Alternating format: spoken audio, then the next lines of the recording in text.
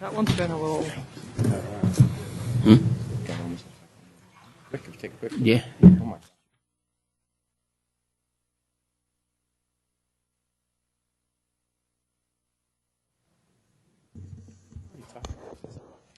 We have somebody Calling look it up. fee? I want to do it on the thing. Yeah.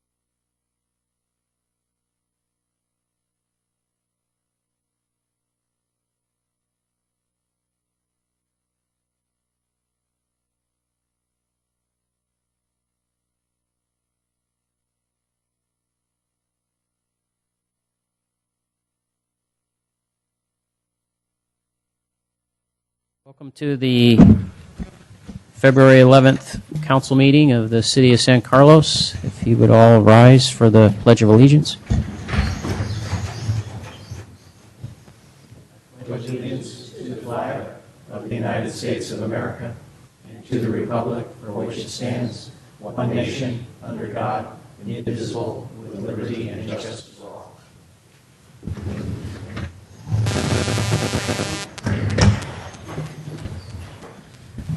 Next item is changes to the order of the agenda. I haven't received any requests for that, but anybody has anything?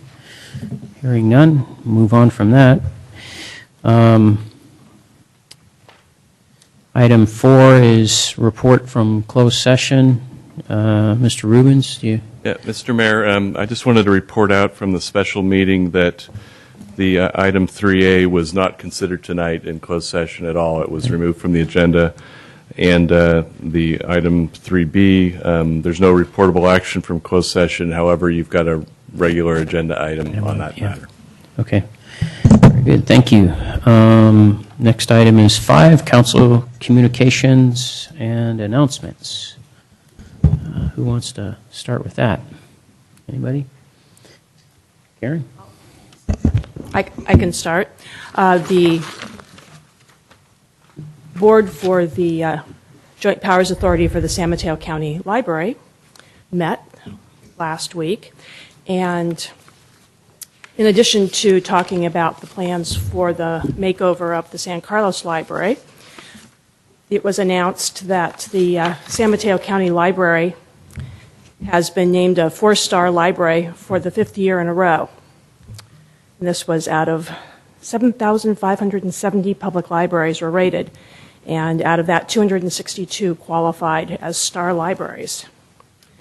And we ranked 17th nationwide and 3rd in California among public libraries with similar budgets. So we were beat out by Santa Monica Public Library and the Berkeley Public Library in our budget category. But that was quite a neat thing to be able to talk about, that all of our collective libraries have been doing a great job for our communities. All right. Very good. Thank you. Who wants to go next? Down here? Thank you, Mr. Mayor. I had one item I wanted to ask whether or not the council would be willing to consider putting an item on a near agenda to have us discuss and give some direction to the Planning Commission on the entitlement review process for the Transit Village.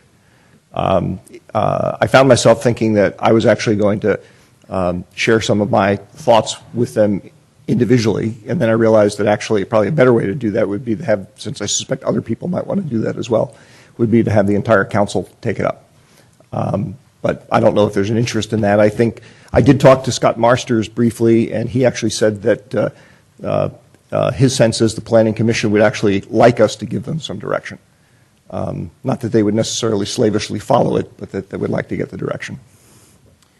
So again, your proposal is that we have a study session with them, or? Or we put an item on the agenda where we could discuss what, if any, direction for the entitlement review process, things we'd like to see, things that we are particularly concerned about, things we're not concerned about, anything that would serve as direction for the Planning Commission. I don't know. I think that's why we have a planning commission.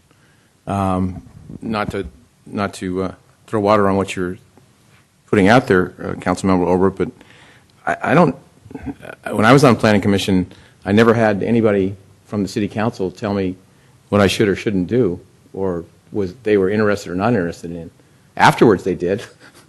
Sometimes to the after I voted, and I went, well, I guess you didn't like what I voted on, or something like that. But personally, I think that's why there's two independent bodies, and they come up with their conclusions, and then we come up with ours. But that's just my opinion. So. I would agree. I think it would be premature to do any kind of study session until we see what the developer is going to come back with, because I think that's going to be the next step, is for the developer to come back to the Planning Commission with the next round. And not knowing what will be included in that, I think we could spend a lot of time talking about what ifs. I think we need something very specific for us to be able to react to. So that would be my only concern, is how effectively are we using the time. I wouldn't preclude maybe later doing a study session, but I'm thinking that there's going to be some kind of regrouping of the thought process from the developer's point of view. Through the chair, if I may, I just wanted to understand whether or not, will staff be having conversations with legacy partners prior to the Planning Commission review?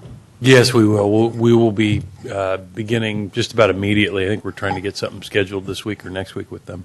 I understand the concerns that and sensitivities have been expressed, but if staff's going to be talking to Legacy before they have submitted their plans, then it might be valuable for the council to weigh in there as well. Again, not in any definitive way, because we have to wait to see what actually comes back. Well, I'm a little on the fence.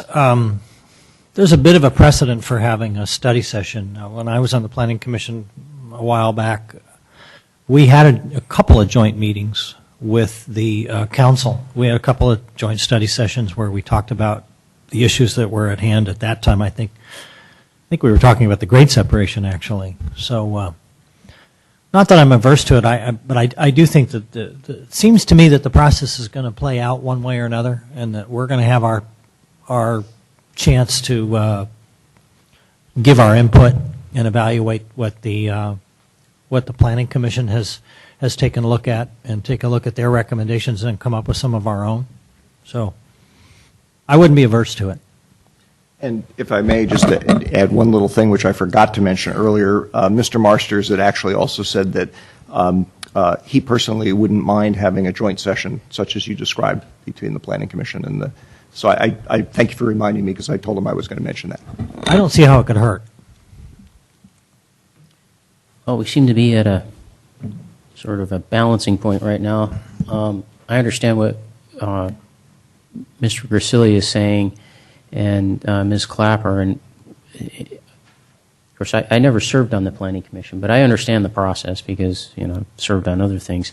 I would be inclined to allow it, that we go ahead with something like that for this reason. It's simply what I heard. What I heard you say, Mr. Olbert, was just to give them some idea about things that are important to us. It doesn't exclude them from other things or other items that are important to them, right, but it lets them know ahead of time things that are important to us, and just opens up those ideas to them. Again, it doesn't exclude them from having other things that are of higher concern on their part, and they may want to influence with their recommendation to us those things. So I'm sort of with you, Mr. Collins. I don't see how it could hurt necessarily, except if it did send a message, as Mr. Gracilli was saying, where they might get the idea, oh, council's not concerned about anything else, so we're just going to focus on these things, and we would just need to set the table that that's not the case. Except that they've reached out to us, so. Yeah.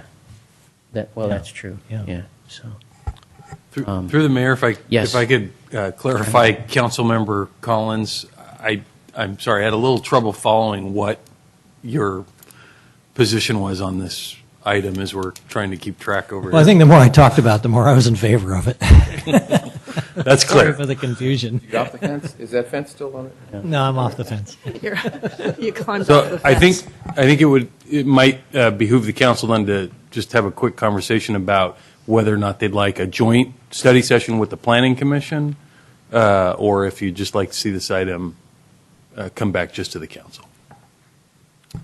Well, if I could ask a question, Mr. Olber, did you say that Scott Marsters asked if we could have a study session, or what exactly was the nature of his sentiments on it? If you'll indulge me briefly, let me recount the summary of the conversation I had with him. I actually contacted him just because I was going to bring this issue up, and I didn't want to be crosswise with the Planning Commission. And that's when he said, no, actually, I'm all in favor of that. We actually have asked to get input from the council. And then he said, and by the way, he said, I actually think this is something we might want to think about having a joint meeting about. So that was the context in which he brought it up. I didn't get the sense that he was like, that's what he felt had to happen, if that helps clarify. Yes. Well, it's a big project, so I think it'd be a valuable process. I'm certainly not adverse to joint meetings. I've been, joint session with the Planning Commission, I've been mentioning that for quite some time, that I think it would be effective. I'm just not sure that I'm getting the context of what the timing would be relative to why we would be having the study session. Are we just taking the information we have at this point? Are we waiting for some additional information? When would it be most effective? And I'd like to make sure that we're not just rushing into having the study session because we think it would be a good thing, but that we're clear on why there will be added value. Because I can't see just going in and basically doing a rehash of the EIR process. I'm hoping that we will have moved along the discussion line significantly. Yeah, I don't think that's what the intent would be. Okay, great. I mean, we've approved the EAR, so. For me, I would see it dealing with the second item that we dealt with after the EIR, which we didn't, The improvement especially measures. given how much time we spent on the EIR itself. When we got to the improvement measures, we spent almost nothing. And I think that's the area that I would guess that's the area that That's they're right. wanting the focus to be. Okay, I like scoping it that way. That sounds good. Okay. So we'll put the improvement measures on a upcoming council agenda. Okay. So What will be how will we manage that part of the meeting if we're going to do a joint session with the Planning Commission? How would Okay, we? so we do want to do a joint session. Okay, I thought we sort of that switched right? gears No. at the end there back to They just just want to hear. putting They the. want it on our agenda so they can hear more from us. They would like to hear. They would like to hear from us. Personally, just as my personal view, putting together a joint meeting can be logistically difficult Yeah. in terms of matching schedules. So perhaps the thing to do is to task staff with seeing if such a meeting could be put together quickly, then perhaps we go that way. If it can't, then just put it on as an agenda item for the meeting, because I think Ms. Clapper made a very good point a minute ago, which is that, if we schedule the meeting for April, that's kind of pointless because it's the process will have been going down the tracks for quite a while. Yeah, in terms of a joint meeting, I think what we'll try to do is schedule a standalone joint meeting as opposed to try to shoehorn it into existing calendar schedule unless it's just impossible. And my recommendation would be if it's proving difficult to schedule a joint meeting just because of calendars, then we would go ahead and put this on the council's agenda no later than March 11th, whether we can get a joint meeting together or not. I think that we want this done and discussed by March 11th. Okay, sounds good. All right. Is that Thank you. summation Yes, of your report? that's the summation of my report. Okay. Mr. Collins, anything for sharing with council or the community or? No, I went through my calendar, and other than a couple of committee meetings that I went to, nothing to report. Okay, very good. I have nothing tonight, Mr. Mayor. Okay.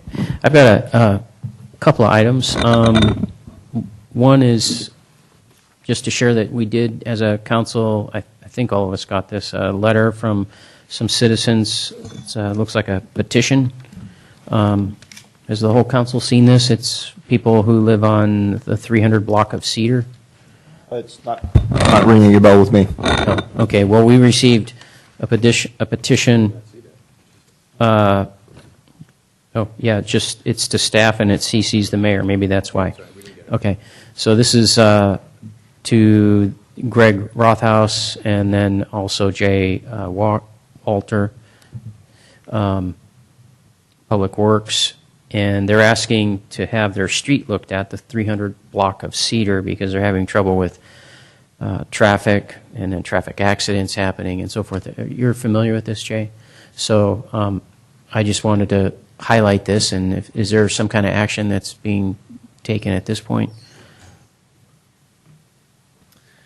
Just to let council know, actually, the police chief and I met this morning, talked about several locations in town in regards to traffic safety. This was one of them. Okay. So we're going to gather some information, some traffic counts, and some collision data, and then meet again and talk about what we might possibly consider doing there. Okay, very good. And that'll go through, will it first go through, they were talking about having it go through the traffic and transportation first. That's a likely destination for it. Again, just depending upon what we find and what we would recommend doing.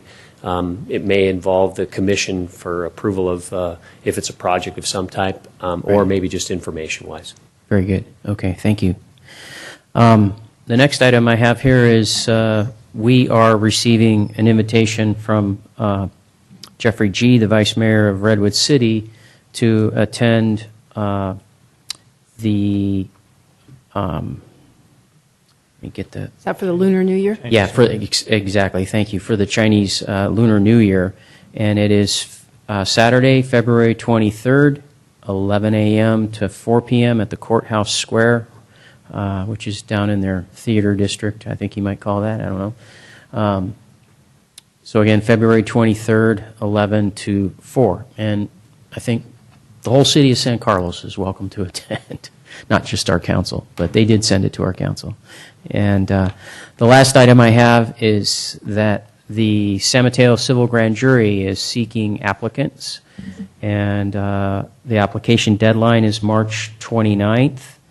And you could go to, if you're interested, you could go to the court website, which is sanmatocourt.org, and the application process and so forth is there on their website. So I wanted to make people aware of that. Mr. Mayor? Yes. May I ask, would it be possible to get a copy of the letter from the citizens who live on Cedar? Yes, And- I can give it to the city clerk and she can disperse it to the rest of the council. Thank you. All right, next item is, instead of council saying things, staff reporting to council, isn't it? Oh, I'm sorry. I jumped ahead. Very good. I do that just to keep the vice mayor on his toes. So. He always is. He always is. I noticed that. Okay, next item is Public 6, is public comment, and this is for people who wish to address the council on items that are not on our agenda tonight. So if there's something you're here tonight to speak to us about, I do have one speaker card from Craig Ditweiler, and that's the only speaker card I have right now.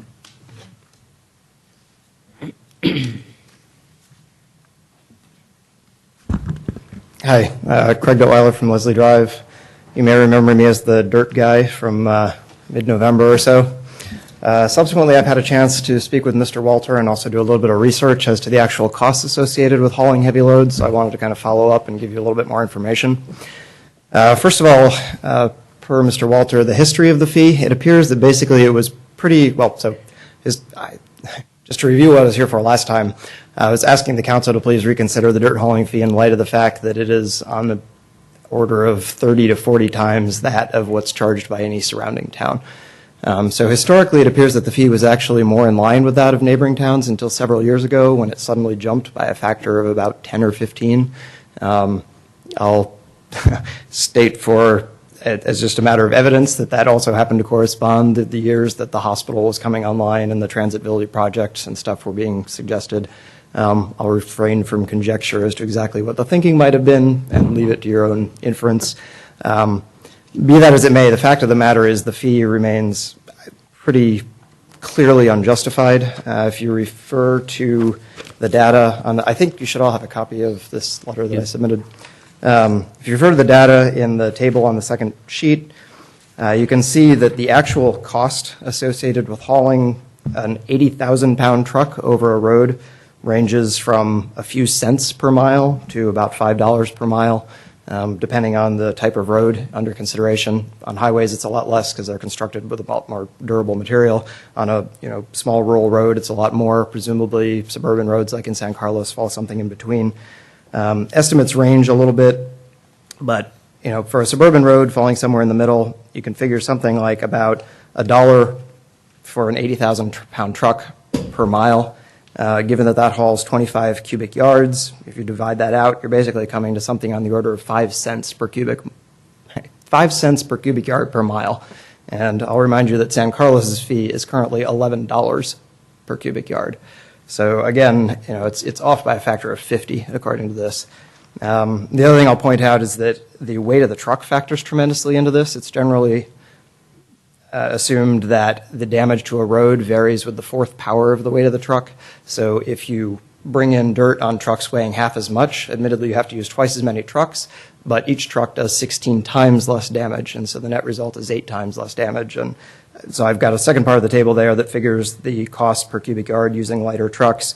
Again, it's a handful of cents, but an even smaller handful of cents. So according to those figures, we're dealing with a fee in San Carlos that's something like 200 times or 300 times what the actual costs incurred by the city are. The data in that table is all supported by a number of excerpts, which I have in Addendum A, and those excerpts all come out of the references in Addendum B. I've given URLs for most of them. I have PDFs for all of them that I'm happy to forward if you're interested in pursuing this in gory detail.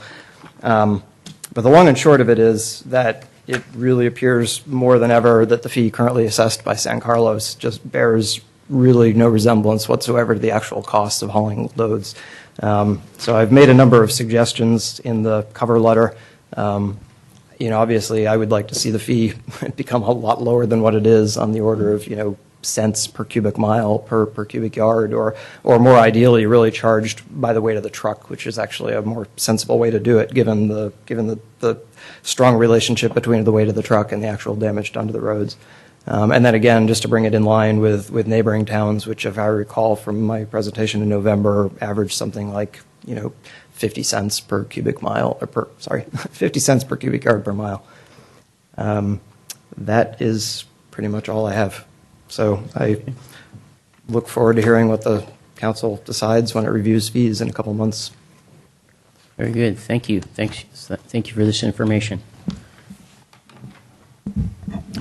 Mr. City Manager, I just have a question because the gentleman did come one time before. Was there some kind of follow-up at that time? Yeah, I'd ask our Public Works Director to come up and talk about a little of the work that's been done to date. Mr. Mayor, members of council, Jay Walter, Public Works Director again. As Mr. Duttweiler has reminded you, he was here in November when he presented his first issue of the cost of the dirt hauling fee in San Carlos. Since that time, I met with him, and I've also met with city staff and kind of discussed this, try to get some history and some background on it. One of the things that we do have in place that we're working on right now is a fee study that will be finalized and coming to you in April or May timeframe. And one of the things that we have included in that is an evaluation of this dirt hauling fee to see if we can tie it to fees that are similar fees being charged by other agencies, kind of getting to the basis of it, to whether it's a fee that we want to keep on the books or whether we want to modify it in some way. So I feel like we're making good progress on getting to that point, and we should have this issue resolved when it comes back to you with the final fee study recommendations. Okay, very good. Thank you. Appreciate it. All right, that brings us, I have to find my papers. No wonder I'm lost. Here we go. Consent. Approval of the consent calendar. So the consent calendar is approved in whole with all these items, unless there's something somebody would like to pull off. I have a couple items myself, but anybody? Mr. Mayor, I'm just a rather an open question. I'm wondering if maybe we ought to pull item M, because the CEO of the chamber is in the audience tonight, and I thought he might want to have some input on that. Okay.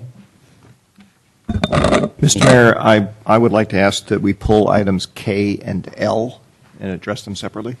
Very good. Those were two of the three that I had. And the last one I had was N. N as in Nancy? As in Nancy. Yeah. Do you know Nancy? No. But I know N. Okay. All right. So it's essentially the last four items are pulled. So it would be items A through J. Mr. Mayor, I make a motion to approve consent calendar items A through J. Second. Roll call. Mr. Mayor, we need the ordinance read in full. We do. Or by title. Who made that motion? He gets to do that. Is that H? Yes. Yes. Okay. This is always Ordinance. Adoption. No, but we better read adoption. There you go. Of ordinance number 1454, adoption of ordinance number 1454, an ordinance of the City Council of the City of San Carlos, amending Chapter 2.24 of the Municipal Code regarding commissions.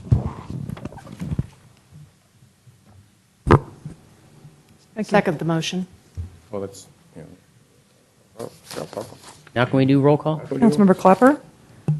Yes? Councilmember Collins? Yes. Councilmember Grisilli? Yes. Councilmember Olbert? Yes. Mayor Grocott? Yes. All right. Let's take these now and take them in order. We'll go with item We're going to do them now, we're not going to do them, at the end of the meeting. Yeah, we'll just get them Meeting? done now. okay. Well, Mr. Mayor, I would have no problem taking M because Mr. Collins, for some reason, feels Mr. Bouchard not having him wait. But the other items, personally, wait? I think we might get into some long details, and some people might. I won't, but some people might have lots of discussion on this. So, Right. but anyway, I mean that's just my point. And if the rest of the council wants to take them now, we can do that. But I would say M for sure, but because Mr. Bouchard, I don't want to have him wait till the end of the meeting. I don't Normally, we push these to the end of the meeting. Well, we do sometimes, and we don't Okay, other whatever, times. But whatever. Mr. Bouchard probably doesn't get paid overtime, so we'll take M right now. Okay. Do we need a motion for it to discuss it, or? To take them early or take them No, late? no. To bring up item M for discussion. No. Okay. No, All right. not at all. Fine. Yeah. So item M is the approval of a contract with San Carlos Chamber of Commerce for economic development services.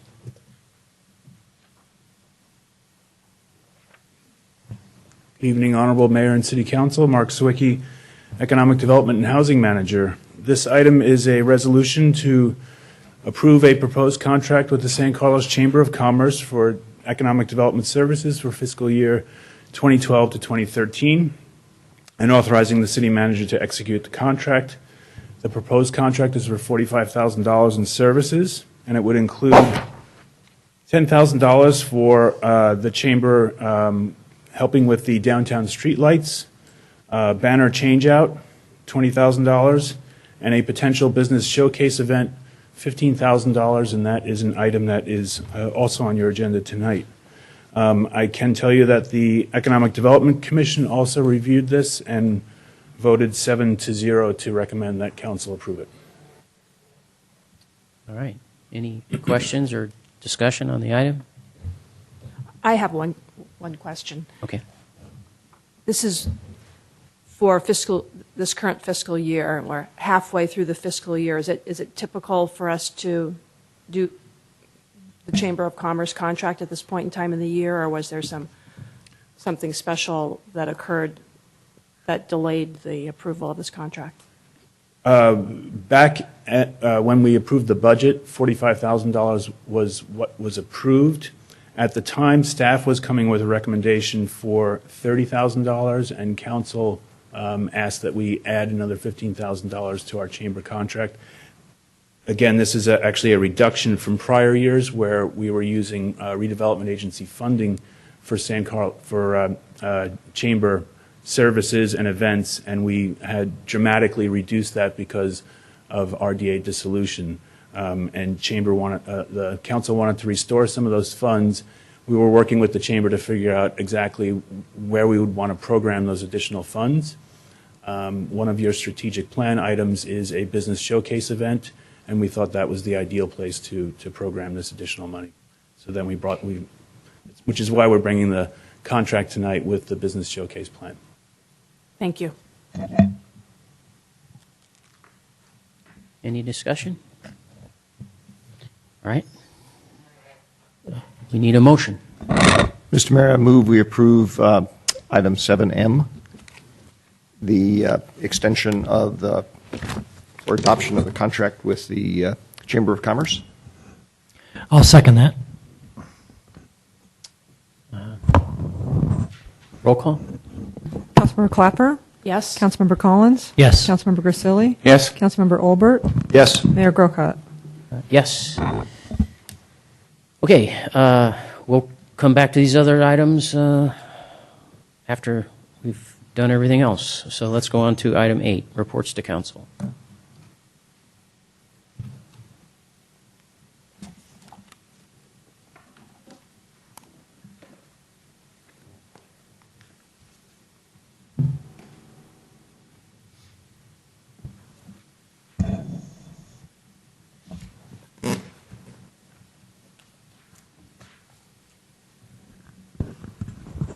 Good evening, Mayor and City Council. Rebecca Mendenhall, Administrative Services Director. In the last strategic plan that was adopted in August, Council had an amendment included in that to receive a report of the status of the city's unfunded liabilities. So tonight I'll be presenting the elements of those and the status of each. The city's total unfunded liabilities are estimated to be approximately $50 million. The components of these are the following: pension plans with CalPERS totaling $27.9 million, OPEB healthcare totaling $4.1 million. Ms. Mendenhall, Sorry. could you please describe those acronyms, please, for us? Yes. OPEB? OPEB is other post-employment benefits. I'm sorry, someone coughed. Other post-employment benefits. Thank you. The longevity benefit totaling $3.5 million, and the remaining obligations related to the former Belmont San Carlos Fire Department, and our share of those totals $14.8 million. Although these numbers are large, it's important to note that the majority of the annual required contributions toward these obligations are already incorporated into the adopted budget. These amounts are not due and payable now, but rather amortized over 20 to 30 years. So the largest unfunded liability is related to the pension funds. With the passage of PEPRA, or the Public Employees Pension Reform Act of 2013, the city now has 7 different retirement tiers. They include 3 safety plans, 1 for police, 1 for fire, which is our 2 at 50 plan, and a new tier that was established with PEPRA, which is 2.7 at 57. We have 4 miscellaneous pension tiers. These are for the non-sworn employees. The 2.7 at 55, 2.5 at 55, 2.0 at 55, and the new PEPRA plan 2.0 at 62. 3 of these tiers became effective in the last year, and since CalPERS values plans using historical data, typically 2 years old, these tiers do not yet have an actuarial unfunded liability. So the 4 that do have an unfunded liability are noted here on your screen, and they include the police plan, our fire plan, and the first 2 tiers for our miscellaneous employees. The first unfunded plan that we'll talk about is the police safety plan. This plan is related to those former employees of the San Carlos Police Department. Following the outsourcing of the police department in November 2010, we began working with CalPERS to merge these obligations into our active fire plan. This was to keep the plan from moving into the inactive status. The inactive risk pool liabilities and payments are calculated differently than the active pools. Active pools are calculated based on a percentage of payroll, where the inactive plans are calculated based on the plan's actuarial liability as a percentage of the entire inactive pool. Since there are fewer agencies in the inactive pool, CalPERS advised us if we were to move into the inactive pool, our annual costs would go up by $500,000 to $700,000. Since the city has an active safety plan for our fire department, our position was that this plan could be merged into the fire plan to avoid any increase in costs. Since we no longer have any police employees, having the cost go up by $500,000 didn't seem logical. Last June, CalPERS agreed with our proposal and merged the police liabilities into our fire plan, resulting in savings of approximately $100,000 a year. However, last October, CalPERS reversed this decision, resulting in an increase in our annual required payment of $540,000 in the next fiscal year. The city's retained legal counsel to appeal this decision. It's important to note that although our costs for the police will increase next year, under Amendment 4 to the sheriff's contract, the county will absorb the entire increase. Under Amendment 4, the city pays the fully loaded retirement contribution for the county, less the annual amount that we pay to CalPERS. So we've already met with the county to discuss that this increase is coming. Following the decision by CalPERS to unmerge the safety tiers, the resulting unfunded liabilities for police total $13.19 million, which includes $4.9 million in side funds. The side funds were established by CalPERS in 2005 when CalPERS moved employers with fewer than 100 employees into risk pools. The side fund has 10 years of payments remaining at an annual amount of $700,000. The fire plan, our 2 at 50 plan, was established in October 2011, and therefore at this time the unfunded portion is only $13,000, since the most current actuarial report we received from CalPERS is based on the year ended 6/30/2011. There are 2 miscellaneous tiers with unfunded liabilities. Tier 1, or 2.7 at 55, has a current balance of $14.49 million with a side fund of $3.9 million. The side fund has 15 years of amortization remaining with annual payments of $350,000. Although the side funds were established at the same time, the amortization periods differ as CalPERS tried to keep the annual costs similar to what agencies had before they moved into the risk pools. Miscellaneous Tier 2 became effective in March 2009 and applies only to those employees who were hired from March 16, 2009 through April 23, 2012. Since this tier does not have a side fund, the unfunded liability is $230,000. Aside from the retirement obligations, the city also has OPEB, or other post-employment obligations related to health care. Employees who retire after 10 years of city service are entitled to the minimum amount required by law under the CalPERS PEMCA health plan, which is Public Employees Medical and Hospital Care Act, and that is currently at $115 per month. In addition to this, employees who retired before January 2009 receive a reimbursement up to the single employee contribution. In 2009, the City Council passed a resolution authorizing participation in the California Employers Retirement Benefit Trust, or the CERP Trust, and we pre-funded the trust in the amount of $1.5 million. The unfunded liability for this is estimated to be $4.1 million. In January 2009, the city created a longevity recognition program for employees who had completed at least 10 years of continuous city service immediately before retiring from PERS. This benefit has been significantly reduced over the years, and no employees hired on or after March 28, 2011 are eligible for a city contribution. In September of 2011, the City Council passed a resolution to set up an irrevocable trust with PARS, the Public Agency Retirement Services, and we pre-funded the trust with $1.2 million to offset the total liability.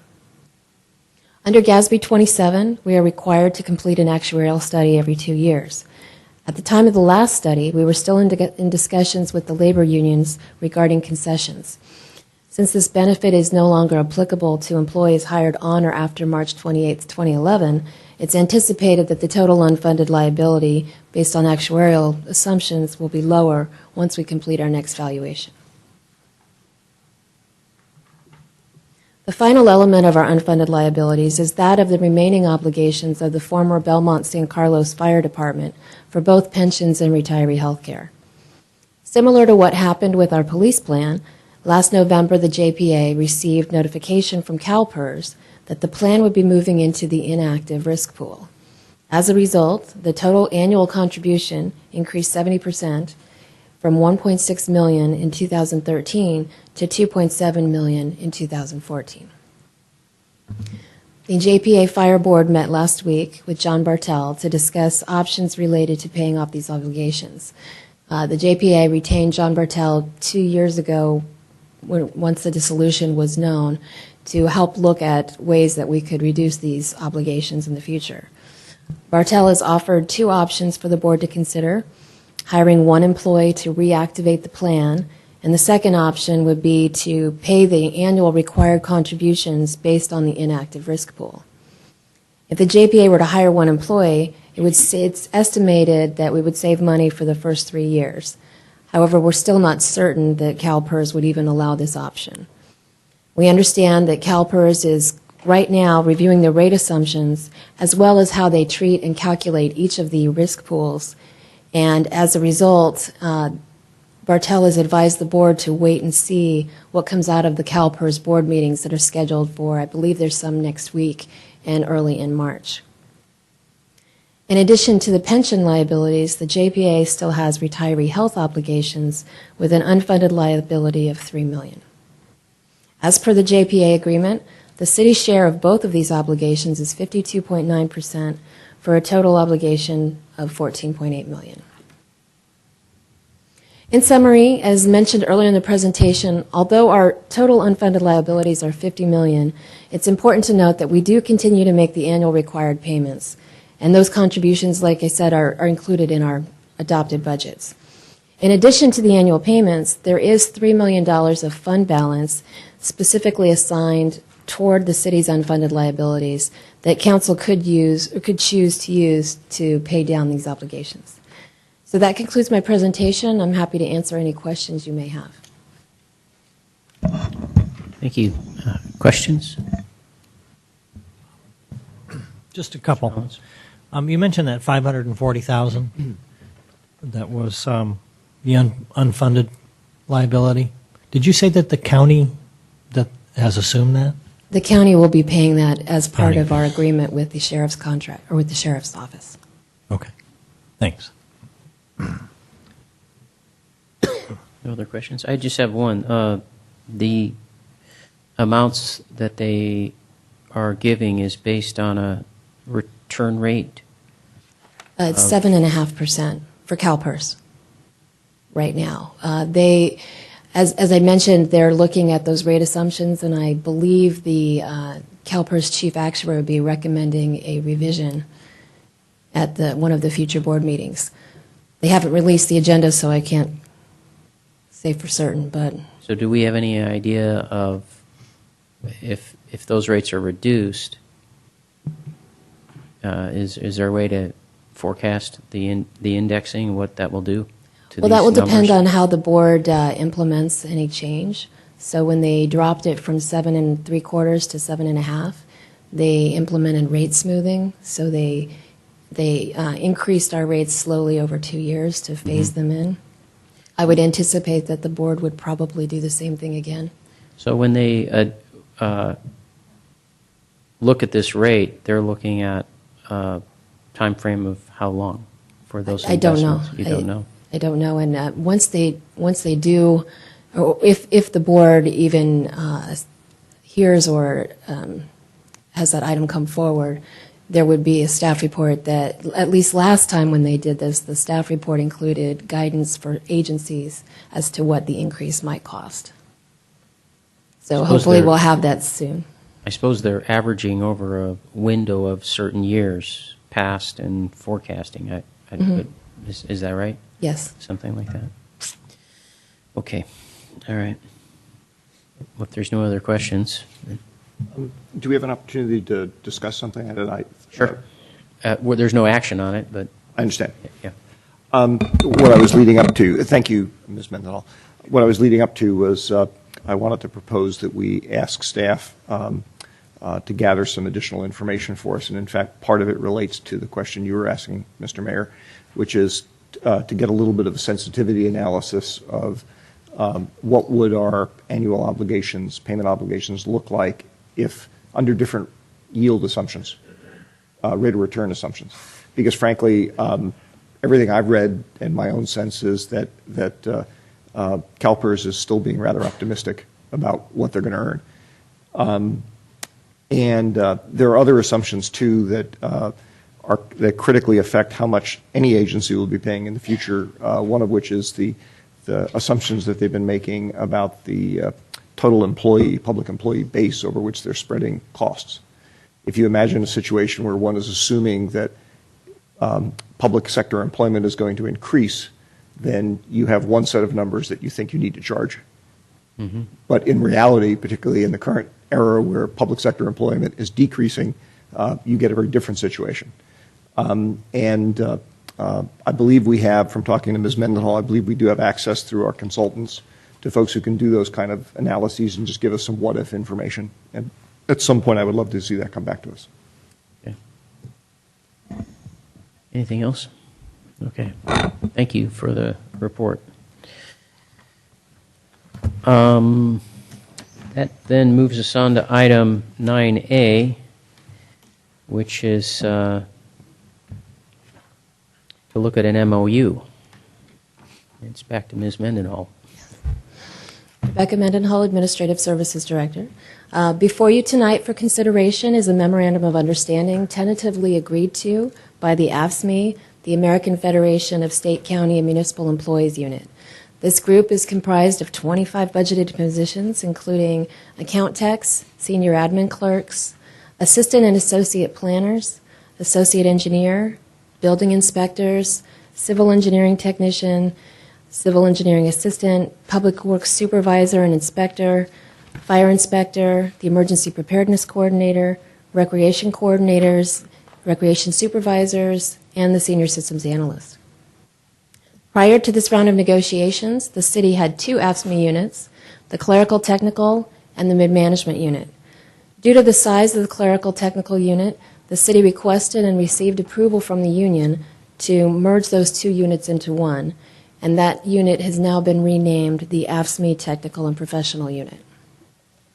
The resolution before you includes a 2% increase in base salary. This is the first time since 2010 that a salary increase is being considered for this unit by council. In 2010, both units agreed to concessions totaling a 5% reduction in total compensation. The fiscal impact of approving this contract totals $49,800, and that has been factored into the adopted budget. A summary of the key components. This MOU would have a term through June 30th, 2014. There's an increase in the base wage of 2%, effective July 2nd, 2012, for the former employees of the mid-management unit, and a 2% increase effective November 5th, 2012, for the employees of the former clerical technical unit. It has the continuation of the same health benefit that other cities' employees have, where employees pick up the first 5% of medical increases. It establishes a VEBA, a Voluntary Health Benefit Association program, where employees can contribute an amount equal to $200 of their vacation accrual annually. And it establishes the new retirement tier as per the PEPRA Act, 2% at 62. And finally, it has an increase in life insurance benefit from $100,000 to $200,000 beginning January 1, 2014. I'd like to extend my thanks to the members of the AFSCME unit for working with us to negotiate this contract. Thank you. Happy to answer any questions you have. Thank you. Questions? Okay. Any discussion on the item? I am going to make a point here because, and for the public to know too, a lot of this gets, we discussed this in closed session, so that's when a lot of the questions get answered and we at least reach a consensus on the item, or it wouldn't be here under the condition that it is. And I just want the council to know and the public to know I'm going to stay consistent on this. I've voted no on the others, and I'm going to vote no on this one. There are parts of this that I like. The change in the retirement, for instance, I like. There's actually a lot of things in here that I like, but I am concerned, as I've said before, about at this point, still in our economic situation, giving increases to salaries.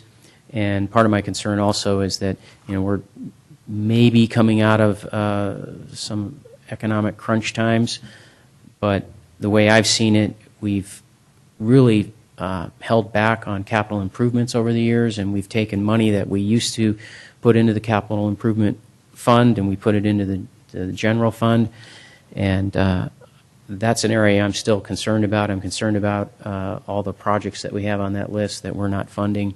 So I just want folks to understand my vote when I make it. Thank you for explaining that, and I can understand your point of view on that. That is always a risk. My approach has been to approve these because I think that there's a more significant risk in terms of the message that we're sending the employees of the city over a period of time.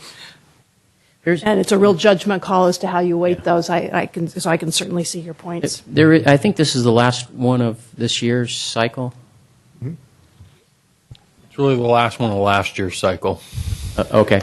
Well, I do also want to make this point, because one thing I do appreciate is there was a time, and Mr. Maltby's very aware of this, I was highly critical that we were increasing at a rate of over 7 or 8%, and yet our income each year, our revenues, were not increasing at that pace.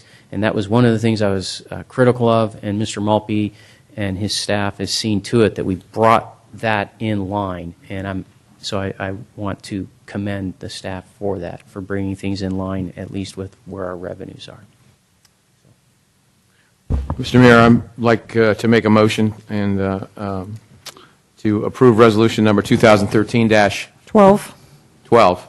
Resolution of the City Council of the City of San Carlos adopting the memorandum of understanding between the City of San Carlos and Local 829 American Federation of State, County, and Municipal Employees, AFL-CIO, Technical and Professional Employees Unit, AFSCME, AFSCME. Second. Okay, no further discussion, I don't see, so we'll take roll call. Councilmember Clapper? Yes. Councilmember Collins? Yes. Councilmember Grisilli? Yes. Councilmember Olbert? Yes. Mayor Grocott? No. Okay, that moves us on to item B, which is consideration of approving 7 funding grants. I'm not going to read the whole thing because we have a staff report. You can do the next one. Evening again, Honorable Mayor and City Council. Mark Sawicki, Economic Development and Housing Manager. The item before you is to approve 7 funding grants totaling $98,000 and for the city manager to execute contracts with Parka, Envision Shelter Network, HIP Housing, Mid-Penn Housing Corporation, Center for Independence of Individuals with Disabilities, Samaritan House, and Christian Action Lifeline Primrose Center, otherwise known as Call Primrose.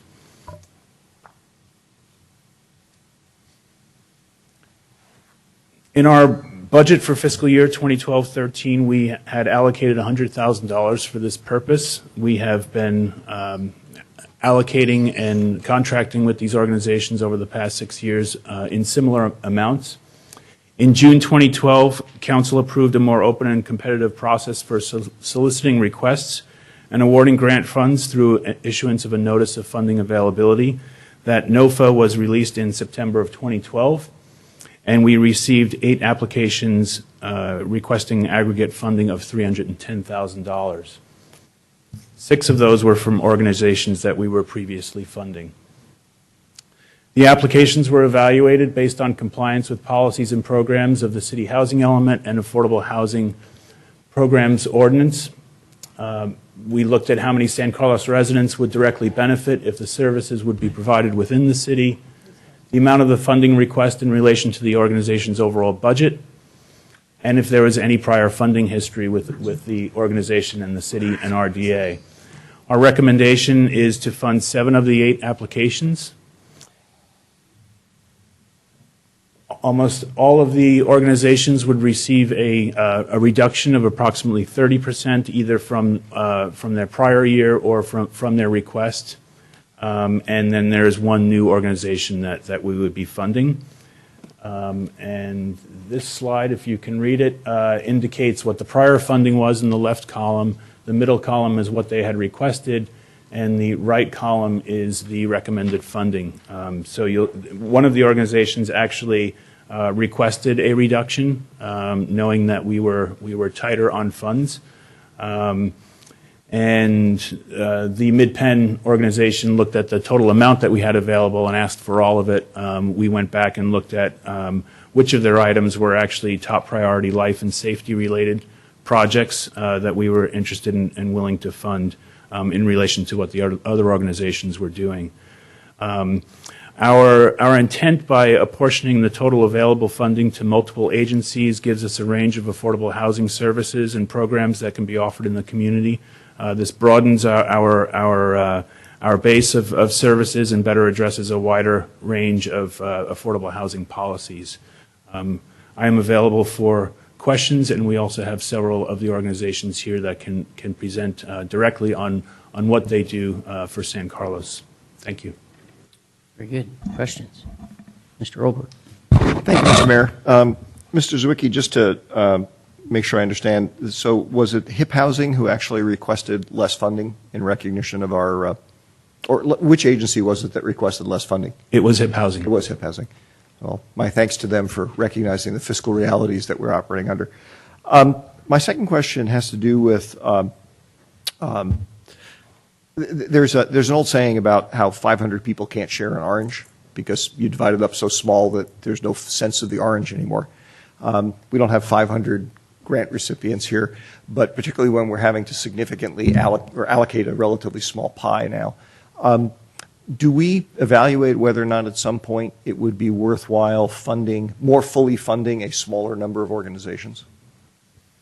That was one of the considerations. The drop back is not that significant for any of the organizations. We're talking in the thousands of dollars. And if the prospect was not funding any of these organizations at all, we thought that they were all doing very worthwhile work, and we've worked with them for several years. So there was no reason to cut any one of them out. They also do different work. It's not like they are duplicative and one does it better than another. So all of those factors were weighed, and in fact we added another organization, which is Mid-Penn, which manages the Loyola Oaks project on the east side. So we were trying to do all things as much as we could. Thank you. I'm glad to hear that actually we do weigh whether or not we at some point might need to do that. Okay. Thank you. I don't have a question, but I have a question of the city attorney. I sit on the board of Samaritan House, so I don't think it's appropriate that I vote on this. On that one, can we split this into? And again, Mr. Mayor, I apologize for that, but can we split the vote into the others and then Samaritan House separately? Absolutely. You could split the vote and have two motions. Is it appropriate for me if I need to comment on Samaritan House, or should I recuse myself from even commenting? Well, you don't have an FPPC conflict sitting on a nonprofit board. It's one of those issues that's an appearance. Yeah. So you could certainly come down from the dais and speak as a member of the public if I need to. If you're making a decision to recuse yourself. Yeah, I think I should recuse myself on that separate vote if we could separate out that one. Which one is it? Samaritan House. Samaritan House. Okay. And I'll reserve the right if I need to go down and say something. Okay. Any other questions? No, I don't have any questions about what the recommendation is in here. I am interested to know how the process worked and what staff would recommend for next year, if we would just continue to do it this way next year, or if there were any lessons learned for how to approach it, besides wishing for a larger pool of money. I should add that one of the recommendations would be to follow the same funding for next year. Our concern is that we can't identify how much money we will have next year for these organizations, and that's something we've let them know. So our intent was actually to do this every 2 years as part of a 2-year budget cycle rather than every year. I think we were surprised to see the response from all of the organizations that we had been funding and not a lot from any new organizations. So that I guess it gave us good feedback that we were doing the right thing for the past several years. I think that was, we were surprised and happy with the process. Okay, good. Thank you for the feedback. I have no further questions. I have two questions. First one is, we budgeted 100, and we're not quite going there. Is there a reason we're not quite going there? Again, one of our concerns is not knowing for sure what our resources will be in coming years. There was even a concern that we might want to cut that back further, sort of a softer landing if we're unable to continue to support these organizations. And I think this goes to Councilmember Olbert's question as well. At what point do you contract further if you don't believe you can fund any longer? The funding for housing, because the redevelopment agency has gone away, we used to have 20% of tax increment flowing into a housing fund. We no longer have that. Right. We have some housing assets that should throw off some money that can be used for this purpose. We may also be getting in lieu fees from large developments that will, significantly fund, could significantly fund this process going forward. But at the moment, we don't know. So. But why 98,000 versus 100? It was, I think, just the math. I wasn't concerned about the delta. I was just concerned about why we are not going all the way to the max. And my last question is the same kind of question I ask when I get phone calls, from organizations soliciting support. And that is, do we ask these organizations about their overhead costs? In other words, for every dollar we give, how much is actually going to the people who are using the service and the people in need? We did ask those questions, and we do look at their administrative overhead. They all run a pretty tight ship. Do we know what the They're all average fairly figures? small organizations, relative to your large charitable organizations. Right. I don't have those figures offhand, though. Okay. Well, be nice to know, but... And perhaps those that are here could give you yes, some... they could comment on that when they come up. I have speaker cards for most of them. So let's go ahead and take the speakers if we don't have any more questions. The first one is Laura Fanucchi.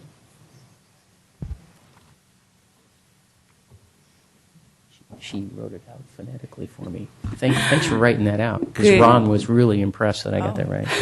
I hope that he knows my name. I was pretty impressed, too. Good evening, Mr. Mayor and members of the council and city staff. My name is Laura Fanucchi. I'm the Associate Director of HIP Housing. I'm also a San Carlos resident. And I want to thank you for the over 20 years of funding support that you've provided to our home sharing program. And we're fortunate enough for you to consider our funding proposal tonight. We also have our self-sufficiency program for families with children. We manage 2 properties for you on Walnut Street. We own a property on Cherry Avenue, and we also have our group share home on Cedar Street for our families with children. So we've had a long collaborative relationship.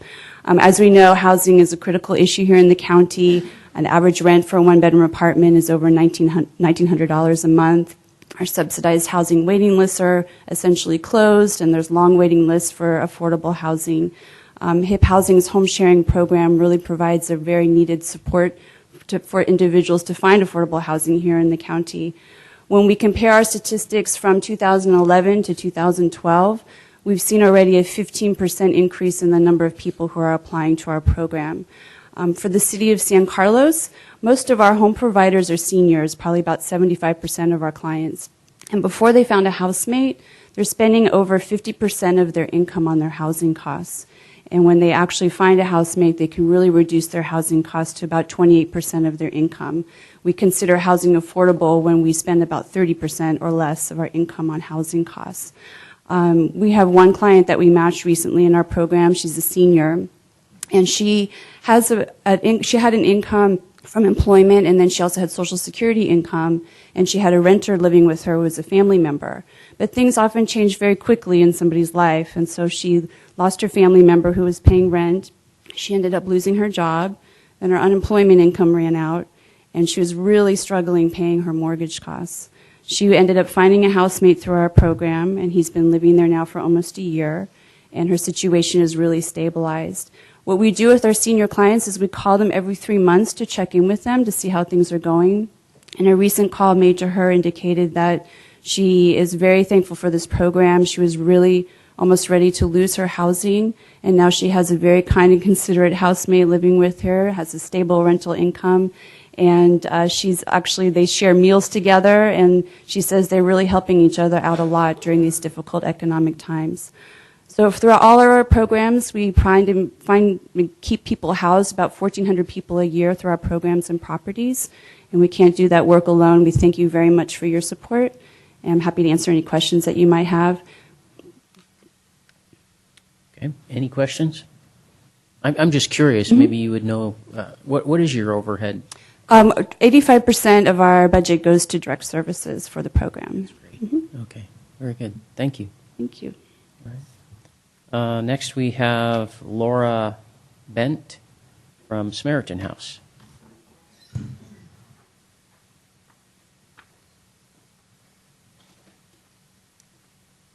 Good evening, Mayor and members of City Council. I want to thank you on behalf of Samaritan House for your ongoing willingness to support our programs and services that we provide, that we consider vital to the clients that we serve.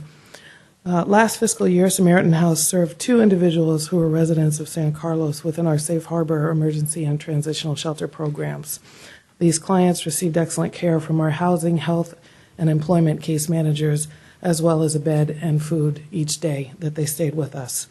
In addition, 167 low-income residents from the city of San Carlos utilized the homelessness prevention services provided by Samaritan House. Our caseworkers provided them with individual counseling, medical appointments to our clinics, food for their families, advocacy and referrals to other agencies that could be of service to them. I think also of further importance for you to know is that 10 of those families living in the city of San Carlos received on average about $2,000 in rental assistance so that they could remain housed here in the city of San Carlos when they were going through a crisis within their families. I think that's a great example of how we leverage our funds and complement the funds that you assist us with to make sure that the clients are served. To answer your question, we run about 85 to 90% of our services, direct costs go to our clients. So again, we thank you, and we believe that we are really providing vital services to the residents of San Carlos, and we again thank you for all of your support. And I'm happy to answer any questions that you might have for me. Okay, thank you very much. Thanks. The next is, I know the first name is Chris, and I can't read the last name here. I think it's Cantor? Cantor, yes. Cantor, very good. Good evening, Mr. Mayor, City Council members. My name is Chris Cantor, Vice President with Envision Shelter Network, or many of you may know us historically as Shelter Network. Mm-hmm. Our name changed in July when we merged a Santa Clara County-based organization called Envision, but it's same leadership and high-quality services. We are enormously grateful for the City of San Carlos's partnership in our work for almost 2 decades now. Obviously homelessness in recent years has been a challenge. We provide emergency shelter, transitional housing, and permanent supportive housing. It's been interesting that in this past year, we saw a 58% increase in the number of City of San Carlos residents coming through our doors for shelter. So obviously, we see that in a lot of different communities, but we welcome your partnership. Our average stay in shelter right now is about 120 days, so at the recommended level of funding, that works out to about $11 per person per day. It's certainly a lot cheaper than any kind of emergency room visit and so forth. So I think it's a very cost-effective investment. I'm pleased to say that we work with, I think, every single one of the organizations listed here, and our services complement each other. In regards to our administrative overhead, we're typically just under 20%. This year, we're at about 22 to 23%, largely because of the merger and some investments that we have to make. None of the City of San Carlos's funds will be used for the merger process. So, any questions? No, very good. Thank you. Thank you. Next is Diana Conti.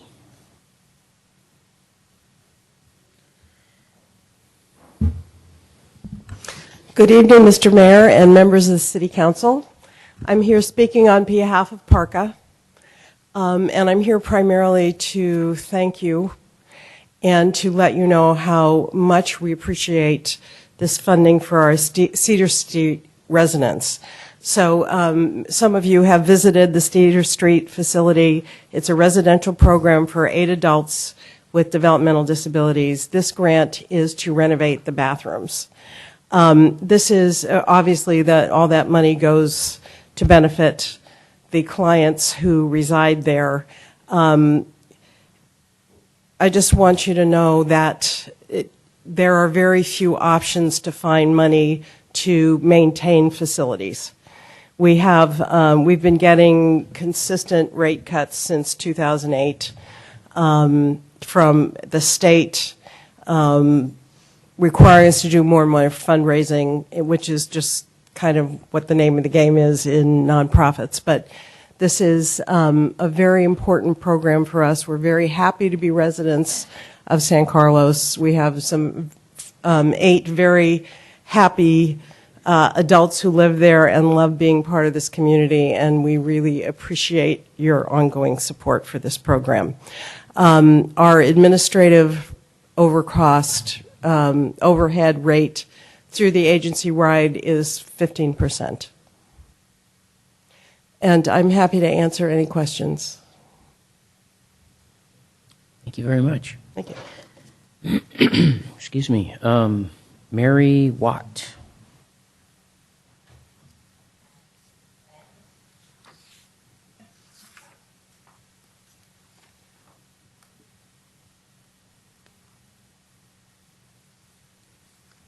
Thank you, Mr. Mayor and members of the City Council. I just wanted to say a little bit about the Call Primrose Center. I'm Mary Watt. I'm the Executive Director and also a citizen of the City of San Carlos. We are a local nonprofit that is celebrating our 30th year this year of changing lives with each act of giving. And while we're a very small organization, we consider ourselves to be a very mighty organization. I'm the only full-time employee that we have. We have a little bit of part-time temp help, and the rest is all volunteers. So one of the key things that we really leverage is volunteer help. Many of our volunteers are from the City of San Carlos. Our volunteers range in age from 9 to 95.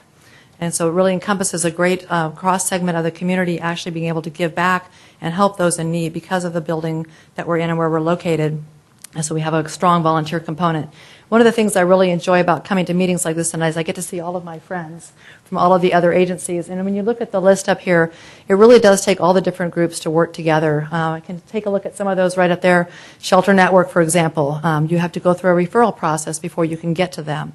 So we're a gatekeeper to that referral process and work with them closely on that and collaborate with them on all kinds of things throughout the years. HIP Housing, we disseminate the information on their home sharing program. I get that every month from Laura. We pass that along to our clients who take that then and go see them to see about getting into that shared housing program and the other things that they have, or reverse mortgage programs, et cetera.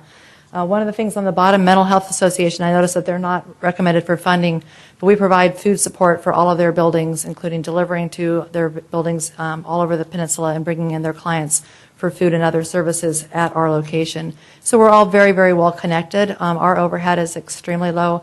It's about 85% going to direct services right now. Traditionally, we were at 100%.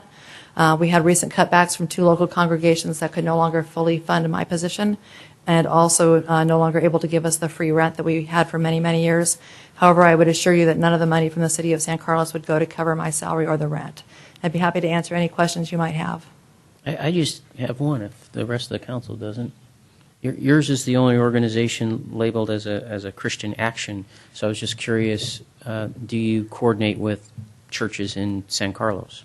We do, actually, in contact almost constantly with Epiphany Episcopal, Trinity Presbyterian, the Vineyard. We help coordinate a lot of times when they have homeless individuals coming to them or being on their property and them not being able to know quite what to do with that. So we network and actually send out email alerts and advice on topics of that nature constantly, and we get support from most of the congregations in San Carlos. I would like to talk to you sometime. Sounds good. Very good. Thank you. Any other questions? Thank you. All right. Very good. Peter, you know who you are. Would you come to the podium and maybe pronounce your last name for me? Thank you, Peter. Good evening, Mayor and City Council members. My name is Peter Villarreal. I'm from Mid-Penn Housing. I work in our development team, and I'm very glad for the opportunity to apply for this funding. And since this is a first opportunity, I guess I understand from Mark, there's an opportunity to apply for these funds directly, especially since we have our affordable housing project here in City of San Carlos, Loyola Oaks specifically.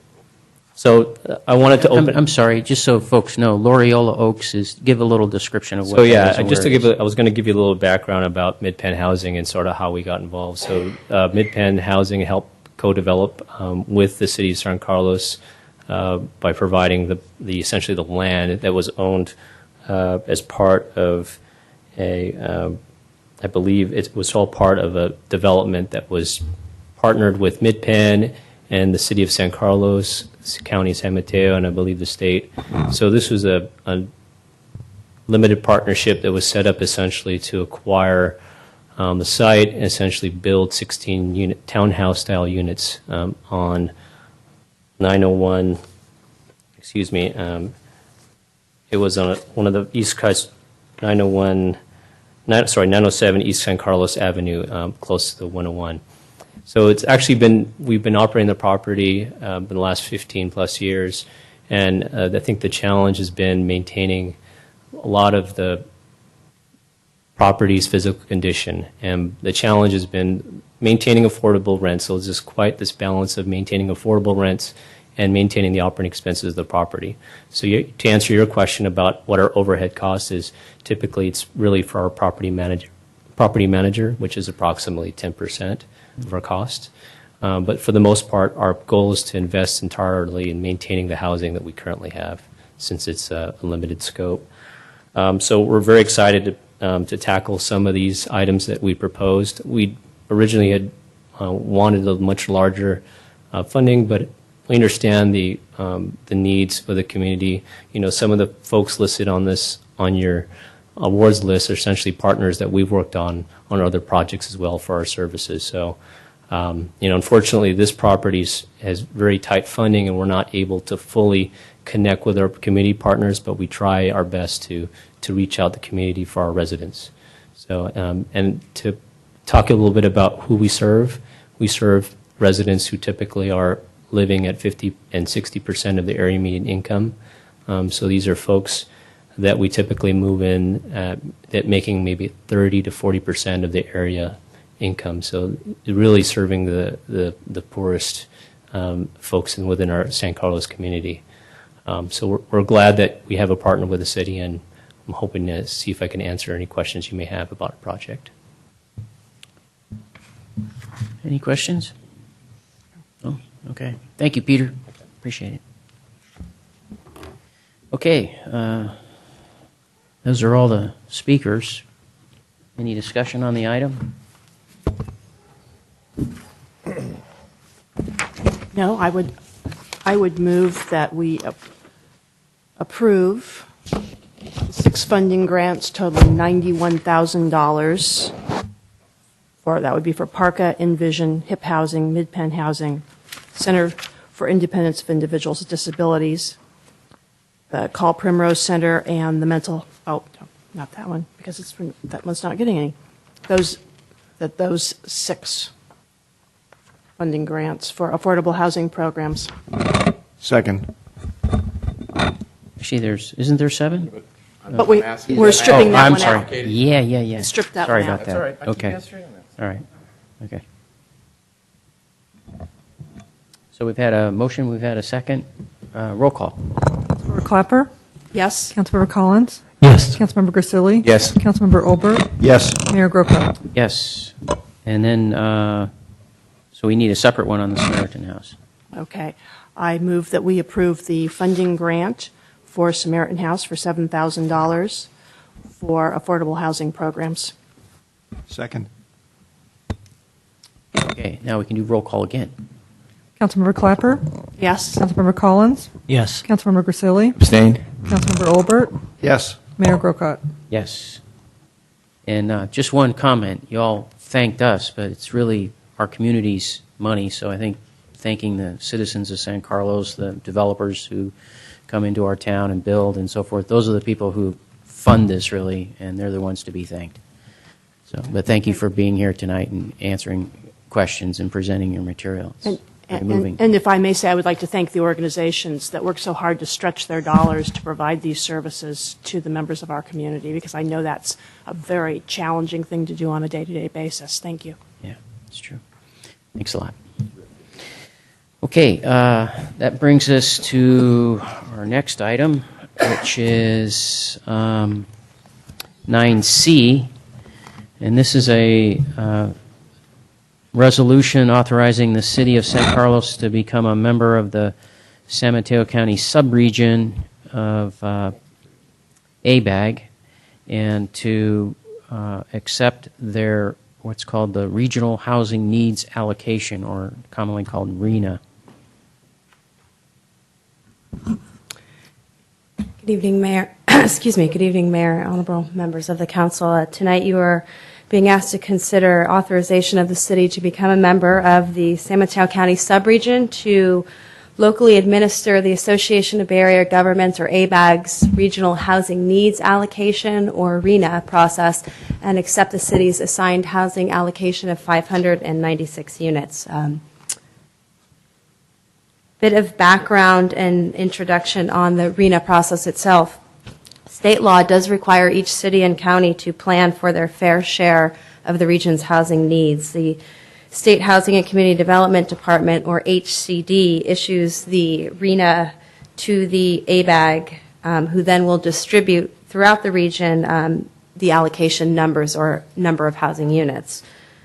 ABAG's distribution of the numbers to the jurisdictions is based on a fair share component that takes into account employment, transit, past RHNA performance, income allocation, and any adopted priority development areas, referred to as PDAs. The law does allow cities in a county to join together to form a subregion represented by our CCAG to administer the RHNA that allows for the trading of units between willing partners within a county, as well as allowing the opportunity for streamlining of efforts and costs to prepare state-mandated housing elements. The RHNA number itself, it's a key part of every state-mandated housing element in informing both of the number and the affordability levels of housing units that the city must adequately plan for. The law does not require, however, the construction of the allocated units, but simply, again, for the planning and the opportunity for the allocated units to be produced. The next housing element cycle is due to the state HCD by December 30th of 2014. During the previous housing element cycle, through adoption of a city council resolution, the city did participate in the San Mateo County subregion and was one of the earlier cities to have their housing elements certified. Excuse me. CCAG is now asking again that the City Council consider adoption of a resolution to become a member of the San Mateo County subregion for the upcoming 2014 to 2022 housing element cycle, as well as accept the assigned housing allocation. Again, this is a consideration before you tonight. So the numbers, the specific RHNA allocation dedicated to San Carlos. San Carlos's allocation through ABAG as well as through the subregional process is 596 units. The allocation of 596 units is similar to the previous cycle, in which San Carlos was allocated 599. Since that time, very few units have actually been constructed that were planned for. The city does have the opportunity to carry over units planned for in the prior cycle, apply it to the upcoming cycle.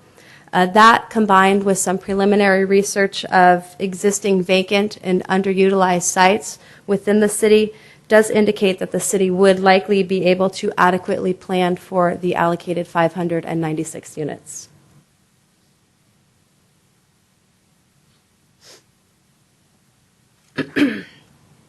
Although the need to trade units with other jurisdictions in the county is not indicated at this point for the city, there are direct benefits that the city could obtain in joining the subregion. Some of these benefits do include the fact if the city is not part of the subregion, should other jurisdictions appeal their allocation numbers, ABAG could assign additional units to the city or to any city that's not part of a subregion.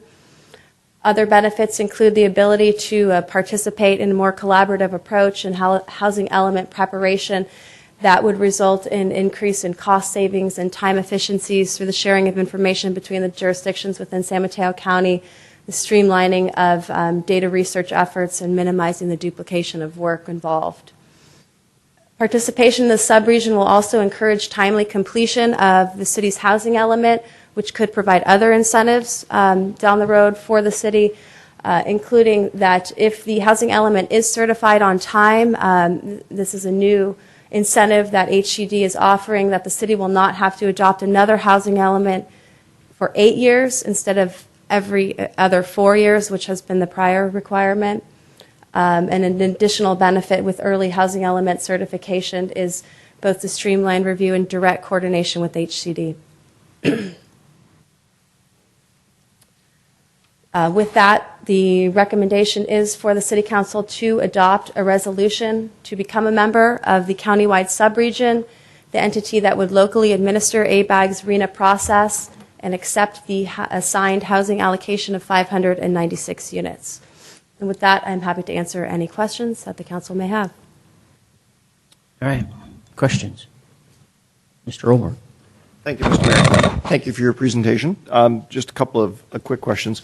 Of the potential participants in the subregion, do we know how many of them have already elected to join? We would be, San Carlos would be the last city within the county to approve a resolution to join the subregion. Okay, thank you. My other question was, when I was looking at the table in the staff report about the allocation of housing tiered by income, I just was curious about the definitions of the various income levels. You don't have to go into great detail. Are they keyed off of median income, percentage of median income, something like that? They are all keyed off of percentage of area median income, which is determined by the state HCD. And for San Mateo County, it's a little over 101,000 based on a family of 4. Area median income is correct. Median income. Not now, but just offline. I would appreciate staff just providing me what the numbers are, the income levels are for those various categories. Oh, and I guess I can do the math myself with the 101. Thank you. It always helps to have a numbers guy with you. Thank you. We didn't have that in our staff report, so that's why the question came up. Sorry. 1,000 times.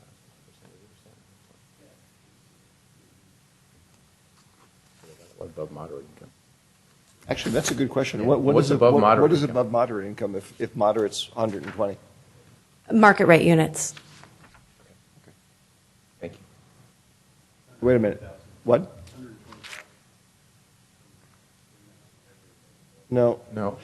If the median, the moderate income would be equivalent to a family of 4 income of $120,000. Right. So another way to put it is, what is the income level for above moderate income?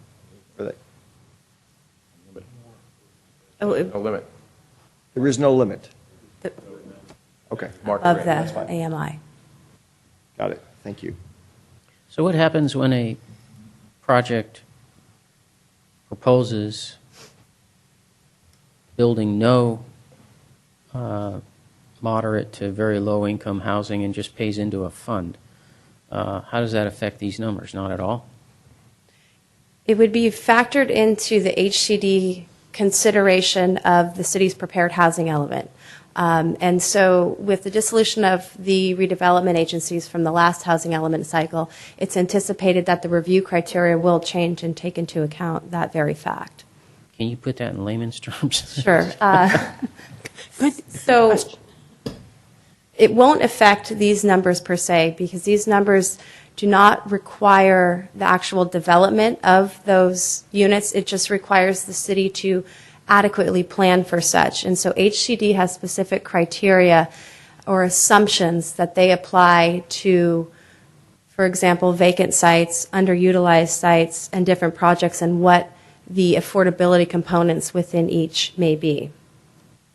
Okay, but if we currently have some site that's being looked at and they take that into consideration in these numbers, right? And then that site gets developed, but the developer says, hey, I don't want to build any of these units. I just want to put money into a fund. That's sort of kicking the can down the road, so to speak.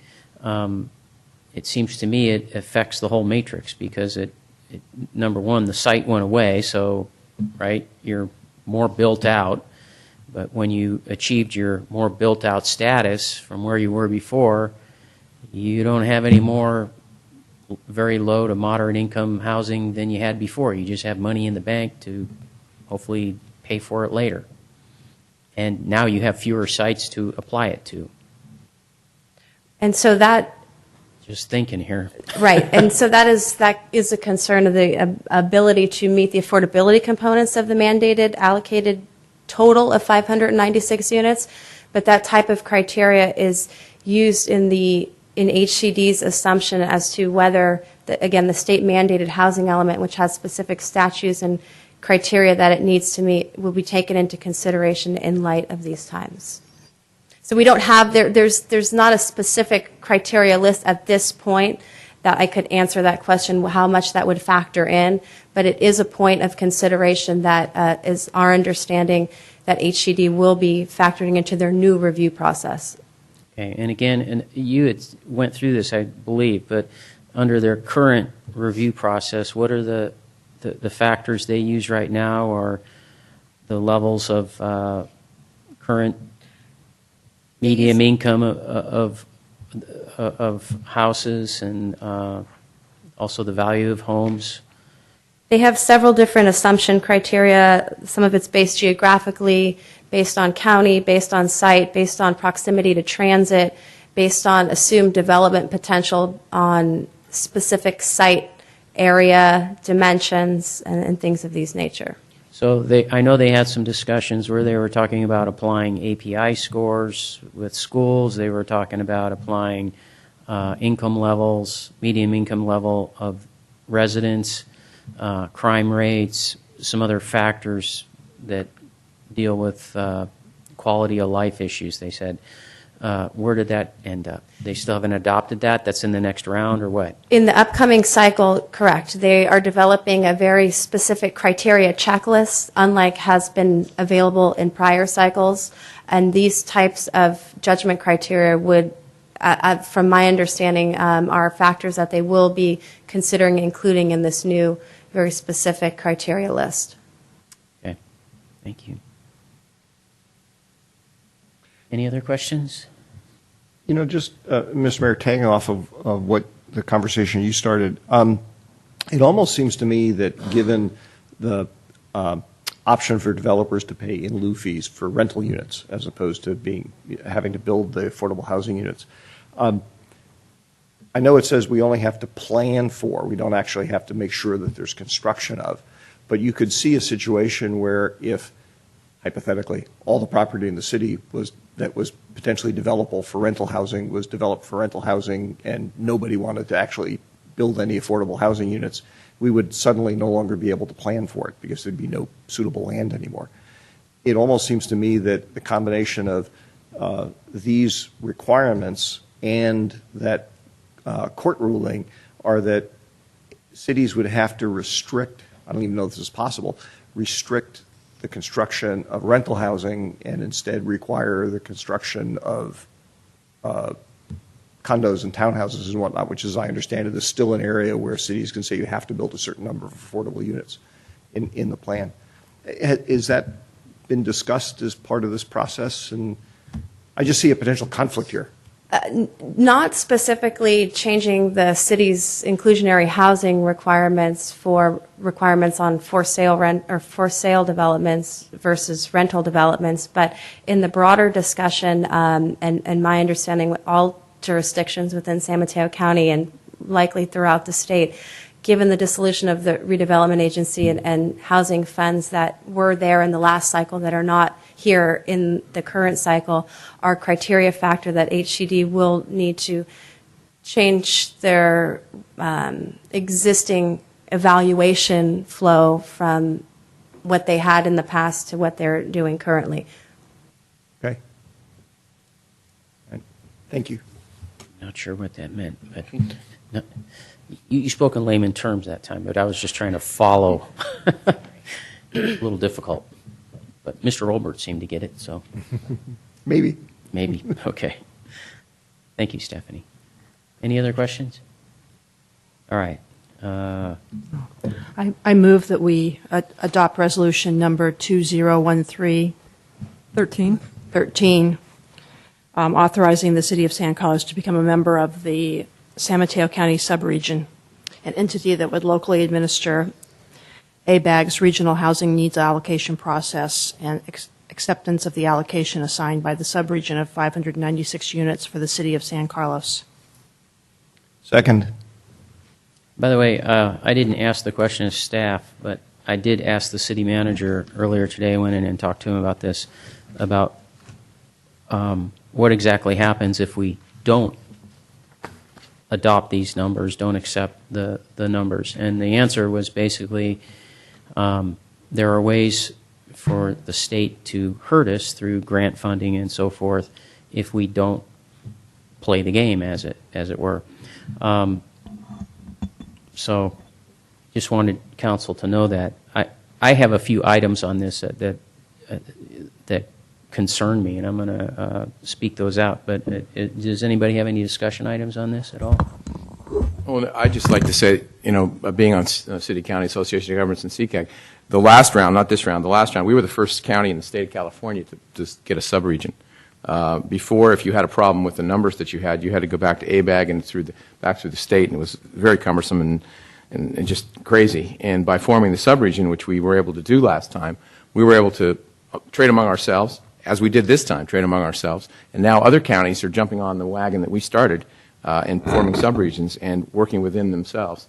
It's a process that is difficult, but this is, as you said, the rules of the game, or whatever you want to call it. There needs to be housing for people, as Councilmember Olbert asked and is indicated up there. Not everybody makes $101,000 in this county, or are able to afford even 183 units of market rate. And if we don't provide some of this, or at least attempt, and again, it's an attempt, as Stephanie said, to do this, we basically are going to have cities of, well, I don't even know where everybody lives, the other folks. I don't know where anybody's going to live in this county. Maybe they'll have to live in other counties or other places. And then if the whole 9 Bay area doesn't do it, I don't know where they live. Maybe they live in Nevada. So I'm a proponent of this, and I know the mayor has some issues with it, and certainly respect his opinion. But I think it's a terrific situation to try to plan and at least have a guidepost to a guideline to try to work through and provide some housing for folks that work in our communities and would like to live closer to their jobs and again participate in our city. So anyway, enough of that. That's my comment.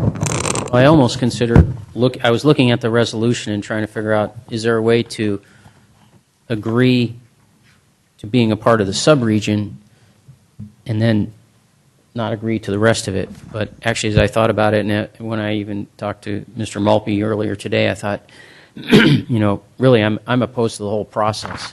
And so what's the point of accepting yourself into a subregion? The way I put it to him, I said, it's a little bit like, being in a prison yard and the guard comes to you and says, we'll put you in a group and you can decide amongst yourselves which one's going to take the punishment today.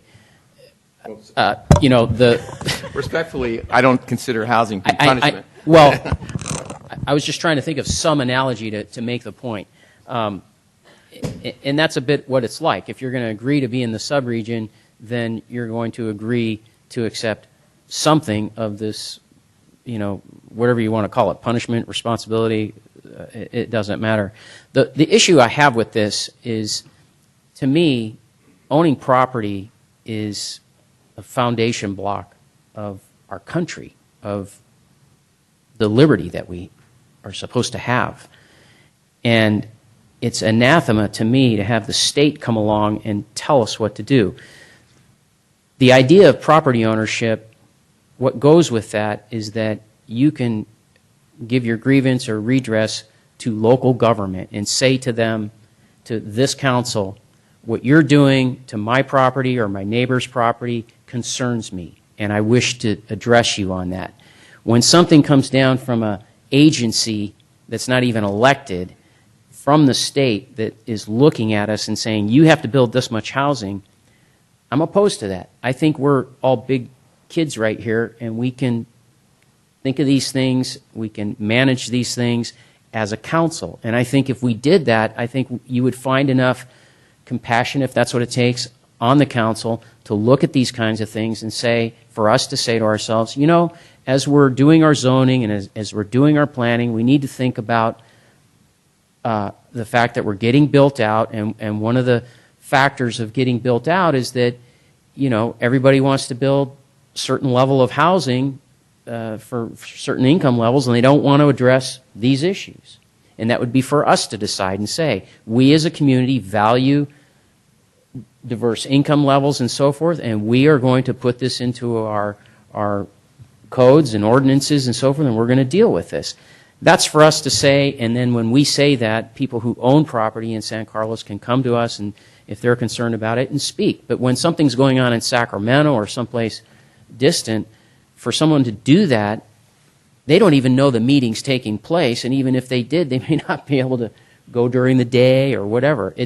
So to me, it's very tied and coupled to the idea of property ownership and property rights, and that's why I don't agree with this kind of process. And my last comment on this is I've been on the council for over 11 years. And every year I've seen this come along, and every year I've pretty much just looked the other way and said, okay, fine. In recent years, I've started to vote against it. And in recent years, what I've seen also is, while it says this is a planning number only, and you don't actually have to build it, from my position on BPAC, what I'm seeing is those days are over. You don't build it, they're going to be very serious about funding that you will not get, because they're coupling transportation dollars to what you're doing with housing. And if you don't do the housing, you're not going to get the transportation dollars. And like I said, from my experience on BPAC and things that are happening there, but BPAC being Bicycle Pedestrian Advisory Committee with CCAG, not to go into that acronym, but anyways, what I see going on in BPAC is they are starting to really put some teeth into this type of planning process, and it may not be a direct thing that you have to build this housing, but if you don't build it and you don't start performing, you're going to start seeing a reduction in dollars that pay for the things that Mr. Walter takes care of, our infrastructure. And I don't like that kind of thing. Our citizens pay taxes, and they go to the state, and some of that money ought to come back. And to have all these strings attached and so forth, I just disagree with it. So that's my position, and that will explain my vote. Any other comments? We're ready for a vote? Thank you for explaining that. Yeah. I think that that some of the numbers coming down from the state, if you want to phrase it that way, when you take a look at the different cities, we'll focus on San Mateo County. A lot of people make the assumption that all of the cities have a below market rate housing program, and that they specifically have a way of addressing affordable housing in lieu fees or as a percentage. They do not all have that. And so I would just say, don't feel as if we're being targeted. We have actually been out there as a city to say we are taking things under our own, as you were mentioning, that we are taking some responsibility for how we want to see that happen in our city.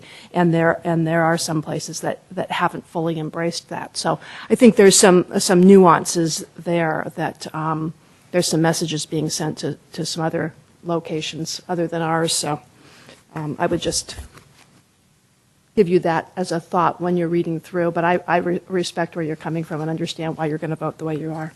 Okay. Roll call. Councilmember Clapper? Yes. Councilmember Collins? Yes. Councilmember Grisilli? Yes. Councilmember Olbert? Yes. Mayor Grocott? No.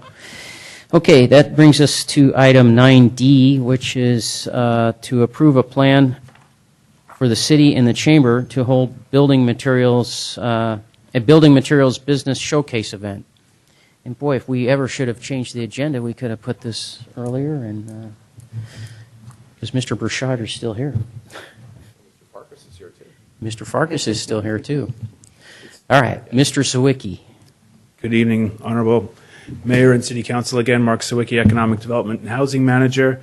Among the Council's strategic plan objectives for economic development in the current 6-month period is to present for action by February 15th a plan for a business showcase event. This is an item that both the Economic Development Advisory Commission and a reconstituted Economic Development Partnership have been working on. They've both met twice on this matter to try to formulate a plan. And just for your understanding, the Economic Development Partnership is a group of members of staff, members of EDAC, members of the Chamber that work together to take action on items in between our respective meetings. So they've done a tremendous amount of work in pulling this together. Also, to gather more cost information and ideas and to be able to implement swiftly if this is approved, the EDP had prepared a request for proposals for an event and marketing coordinator to assist Chamber and City staff with such an event if we are to move forward. The Chamber released that RFP on January 30th, and proposals were due today. I'm aware of at least 2 proposals that we've received. So the actual event plan currently, and we're seeking your advice and input and approval to move forward. The idea would be the goal would be to increase awareness of and generate business for San Carlos businesses that are in the building materials, home construction, and remodeling industry. This is a very large sector in San Carlos, and it's an unusually large sector for San Carlos relative to other cities. It's something that we want to put our name on and take credit for, attract more customers, and attract more businesses on the east side that do similar activities. We want to be the regional home for building materials. The concept of the event would be to limit it to San Carlos businesses in this arena. We would market it to Bay Area residents, both inside the city and well outside the city, and that's all going to be dependent on how much marketing and advertising budget we have. We're going to market it to architects, contractors, designers, and realtors. We want to have food, entertainment, and prizes as part of this, so it's not just a dry trade show. There's actually going to be activity to make people excited to be there. We picked a date, which we thought was important so that we have something to work towards. We picked Saturday, June 22nd. We want the sun to be shining. We have looked at a couple of different places we could have it. We've thought about the Circle Star parking lot. If those buildings get filled, that's probably not going to be a great place. We've thought about closing a street. We think Commercial Street, which is kind of in the center of the east side, and we have Kelly Moore is on that block, which is our great local paint company. We've also thought about the vacant lot at 767 Industrial, if that has not moved forward with any development yet. The event would be coordinated by the city and the chamber with assistance of a professional event and marketing consultant, as I mentioned with the RFP. We're asking for the city to contribute $15,000. Again, that goes back to the chamber contract, which you have approved earlier. We would be outreaching for sponsors and getting as much additional sponsor capital as we could. We estimate booth revenue to be about $4,500. We estimate total expenses to be anywhere from $25,000 to $45,000. And again, the range is relative to how much money we can raise. The more money we can raise, the more advertising we would do to make the event successful. We're not looking for it to be a profit-making venture, but in the first year, we want it to be a successful event. So we would put any money that we can raise back into the event. And lastly, the Economic Development Advisory Commission approved a motion on a 7-0 vote to recommend that council approve this item. And I'm available for questions, as is Chair Farkas of the EDAC and David Bouchard from the Chamber. All right, questions? Mr. Olbert. Yes, thank you, Mr. Zwicky. Just a quick question. What happens if the event operates at a loss? How does the if there is any remaining liability, financial liability, how does that get split between the sponsors? I think by the city making the contribution up front, we know we have at least that many dollars. We can, the chamber is very good at estimating costs and revenue from doing the farmers market and the art and wine fair. So they're pretty dialed in on a budget.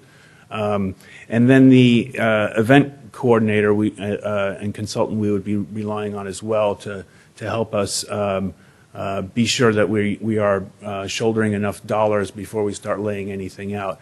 But again, the level of advertising is the buffer. So if we don't have enough sponsorship money coming in, we're not going to lay out the dollars for advertising. So we are not going to put ourselves into a loss. We're not going to make any commitments that we can't fill because we haven't received the dollars yet. All right, I think I see how that could work here, but that may be a subject that as a general principle, that may be a subject I want to talk to Mr. Maltby about offline. Thank you. My only question is, how can we make sure that whoever is going to be occupying that Circle Star building and doing the $15 million worth of expenses, that they will come to the business showcase event and then spend the $15 million there here in San Carlos? I'd like to know what your answer to that is. I don't think I have an answer to that. They may have moved in by then. I think they may have a fair amount of work to do. They'll still be doing it at that point. I think that might be a matter of timing. Yes. Other questions? I have a few.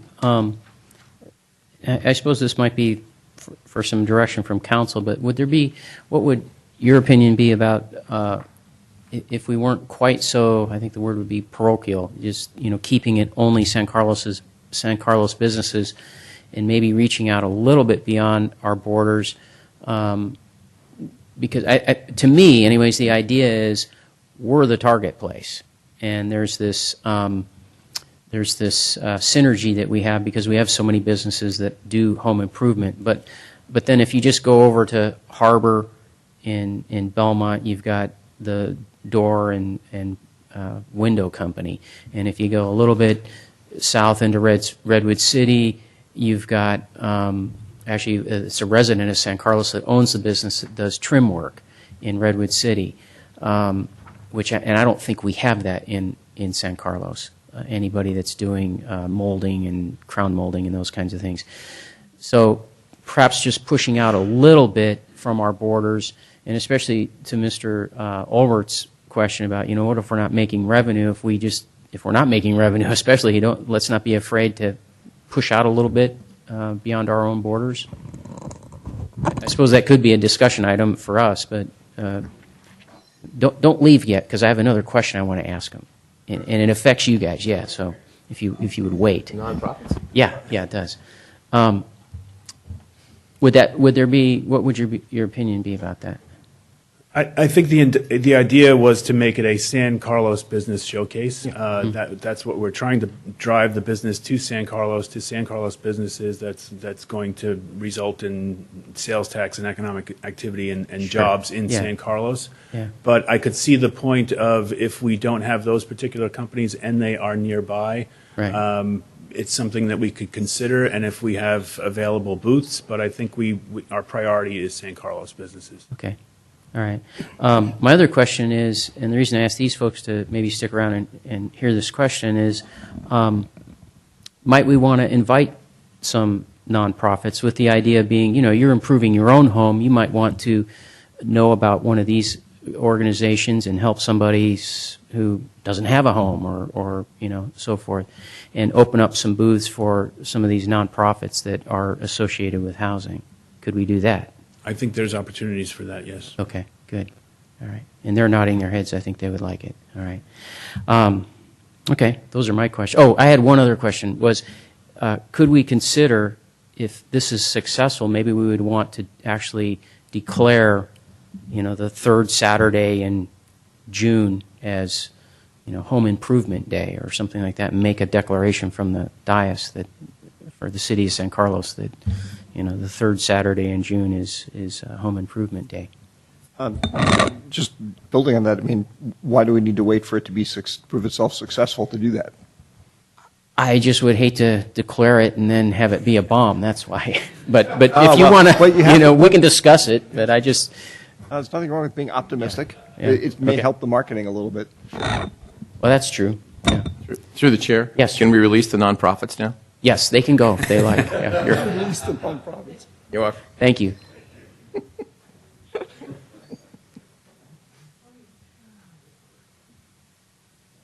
To the chair, to your point, Mr. Mayor, I think it's a good one. It's an interesting one to expand it a little bit. But as Mr. Sawicki said, I mean, if we have some extra space or something, maybe. But I'll tell you what, we're putting the money up for this thing, and it's a San Carlos deal, and it's for the businesses in San Carlos. And we have a lot of variety, I think, of businesses.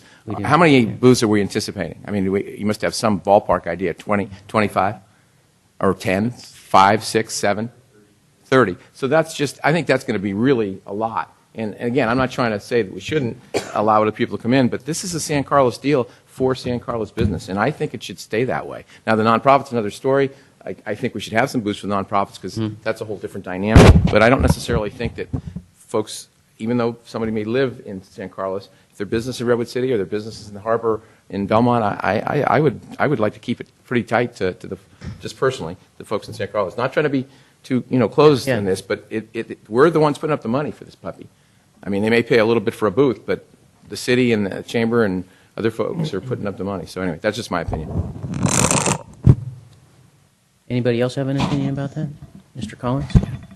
I don't have any guilt feelings at all about this being parochial and being San Carlos only. Having been on EDAC and talking a lot about promoting San Carlos businesses, that's exactly what we should be doing. This is an investment. I'm not really concerned about the city making money. I don't think we're supposed to make money. I think our businesses are supposed to make money. And that's why I think this is just a wonderful idea. We ought to try it. As far as declaring the third Saturday in June, business showcase day or whatever we end up calling it, that's fine. We could even wait and see how it goes, but sometimes these things start small. They're not very successful, and you learn from the things you do the first year, and you keep refining it, and pretty soon it grows and it becomes a real successful event. So I just think that if we are going to entertain any outside businesses, I would ask our own businesses if they think that there are complementary businesses in Belmont or Redwood City that might want to participate. But I'm with Mr. Griselli. I believe this ought to be a San Carlos event. We're trying to promote business in this town. I suppose we could, the idea of declaring a day, we could throw that back to Mr. Farkas and EDAC and let them think about it. Mr. Bashar, that's what I was thinking. I'd love to get their input on it. And as far as expanding it beyond San Carlos, I was going to say what the tail end of Mr. Collins' comment. That would not be my preference. It's certainly not starting out, but I would sort of look to the sponsors and participants of it, not sponsors, to the participants of it to see whether or not they saw some synergy in there. And if they do, because they believe it's going to promote their business, then fine, let's do it. Yeah. Okay. That's Ms. Clapper. Yeah, I agree with all of the different points that have been shared. It sounds like a great event. I think we should leave it up to the folks that are going to be running the event to decide if it would be beneficial to have a particular day and what is the target market and how would they like to have that phrased. So. Okay. Well, I think they've heard some ideas. I think primarily you're looking for us to approve this so you can get funding. Is that right? Right. Correct. Okay. So are we okay with the funding amount, and do we have a motion? Mr. Mayor, I will move that we. Is this a It's a resolution or just a? It's a recommendation, so approve a plan for We the, just approve a plan for City and Chamber of Commerce to hold building materials business showcase event? Second. and to contribute. $15,000. Yeah, the Oh, $15,000 contribution. And to contribute approximately $15,000 for the event coordination. And I'll second that, too. Okay. Roll call. Councilmember Clapper? Yes. Councilmember Collins? Yes. Councilmember Grisilli? Yes. Councilmember Olbert? Yes. Mayor Grocott? Yes. Just don't spend it all in one place, okay? And spend it in San Carlos. Yeah, but in San Carlos, that's right. All right. Comment letter on Caltrain JPB California High Speed Rail Authority Agreement. Mr. Mora. Thank you, Mr. Mayor, members of council. Brian Mora, Assistant City Manager. As council may be aware, there is a joint powers agreement between High Speed Rail and Caltrain to electrify the corridor, to put in some modern signaling equipment, and if money is available, ultimately to share the electrified route. This agreement has been in effect for a number of years, and when it was first entered into, it envisioned a 4-track system throughout the state.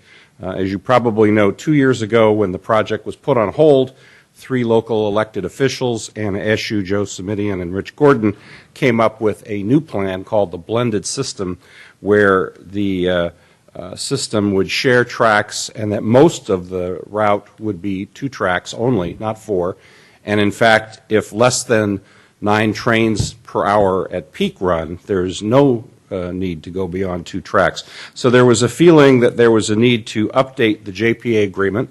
A new JPA agreement has been drafted, and at the recent meeting of the local policymakers group with Mr. Collins represents you and Mr. Olbert is the alternate, this document was circulated and cities were given until February 13th to comment on it. What you see attached is a draft comment letter for the mayor to sign that staff is proposing. On page 2, you see 5 areas that we would recommend that San Carlos comment on. And basically what we're recommending is that the council authorize the letter. In a nutshell, we're in agreement with the notion of changing the focus of that agreement from the 4-track system to the primarily 2-track system. But we do point out a couple things. One is we'd like Caltrain to be the lead agency as much as possible. We'd like to see adverse impacts avoided, which in San Carlos actually means that an overhead system actually has less impact, at least in this community, than an underground system. And finally, that we want to highlight the fact that we continue to have some local issues which Caltrain and the JPB and High Speed Rail are not necessarily in favor of putting in this document, but we want to alert them to the fact that it is likely that in future comment letters that we anticipate sending to them, we will bring them up again, notably some of the future commitments that Caltrain has mentioned during the Transit Village process would probably be one of the more notable of those items. So those are the highlights. As I say, take a look at the letter. If there are any amendments or changes, we would be interested in council's suggestions there. And again, since Councilmember Collins and Olbert represent you in this process, you may wish to hear from them as you deliberate. Okay, thank you. Do we have questions right now for Mr. Mora? Oh, okay. We may later, but okay. Do we want to hear from Mr. Collins and? Well, being that Mr. Olbert hasn't yet been to a meeting, because I haven't missed any, no, I've read over the letter. Pardon me? The report will be short. No, I think the letter as it's currently written pretty much accurately reflects our views as it protects our interests as a city. But I would be interested in hearing any input from my fellow council members if any of you think that there's things that we should add. But as it sits right now, I think it, for the most part, it addresses what our concerns are. Mr. Mayor? Yes. There's one aspect of this that I kind of struggle with a bit because it's a bit of a complex situation. And that's specifically that, and while I don't know what the current council would come down on the issue on, because when we came down on our position that I recall, it was a 3-2 vote, but Mr. Klein was still on the council at the time, and we haven't actually had a similar vote since Ms. Clapper has joined us. But you may recall that my recollection is the council took a position saying we were opposed to 4 tracks in San Carlos. I think if I recall the nuances, we weren't necessarily saying we were, there was the ultimate resistance level at that, but we clearly were signaling that we did not want to see 4 tracks in San Carlos, but it was a 3-2 vote. Depending upon how this council feels today, this letter doesn't necessarily communicate that nuance. Okay, it says that, it says that, or it's proposed to say that we are supportive of, among other things, the blended system concept, which could very well mean we are supportive of putting 4 tracks through San Carlos. And so I actually think if we can tonight, and this may be a question for council, before we actually approve the form of the letter or give direction to staff on what we'd like to see in it, I think we ought to perhaps revisit that issue and see whether or not the current council still feels that way. Because if we do, we might want to think about amending the letter. Oh, one other quick point. What makes it complex is, in my mind, is there are scenarios, because we do not control ourselves whether or not 4 tracks will appear in San Carlos. That could be forced on us. Okay? And if it were to be forced on us, there are things that we might like that would be in that situation better than just being forced to take whatever it is that a third party decides. I'm thinking here of elevating the lines as opposed to just enlarging the berm. Okay? So my feeling would be, again, if the council still is supportive of not wanting to see 4 tracks through San Carlos, that the nuance that we ask staff to work in here is we don't want to see 4 tracks in San Carlos, but we're still in, if that ends up happening, there are still things that we'd like to see we'd like to see it in certain particular ways, such as elevating the tracks. I have some similar concerns to what you're talking about, Mr. Olbert, because almost immediately after the vote on the blended system, in the paper the next day or the next day after that, a spokesperson for Caltrain came out with the statement that what Mr. Hill and Ms. Spear and all these, Jerry Hill and so forth, what they thought they agreed to being a 2-track system actually is not a 2-track system. And it will not be a 2-track system on the peninsula for a good many miles, because of other issues, and then the passing tracks were mentioned as well. And so that brings up a strong concern with me, especially with what we've talked about with the East Side folks and Old County Road, and they don't certainly want to see some kind of cantilever system that has air rights over Old County Road, because that brings the trains closer to their homes and impacts the noise issues. So I don't feel like I have an answer on that. And this letter, when I read it, doesn't address that question.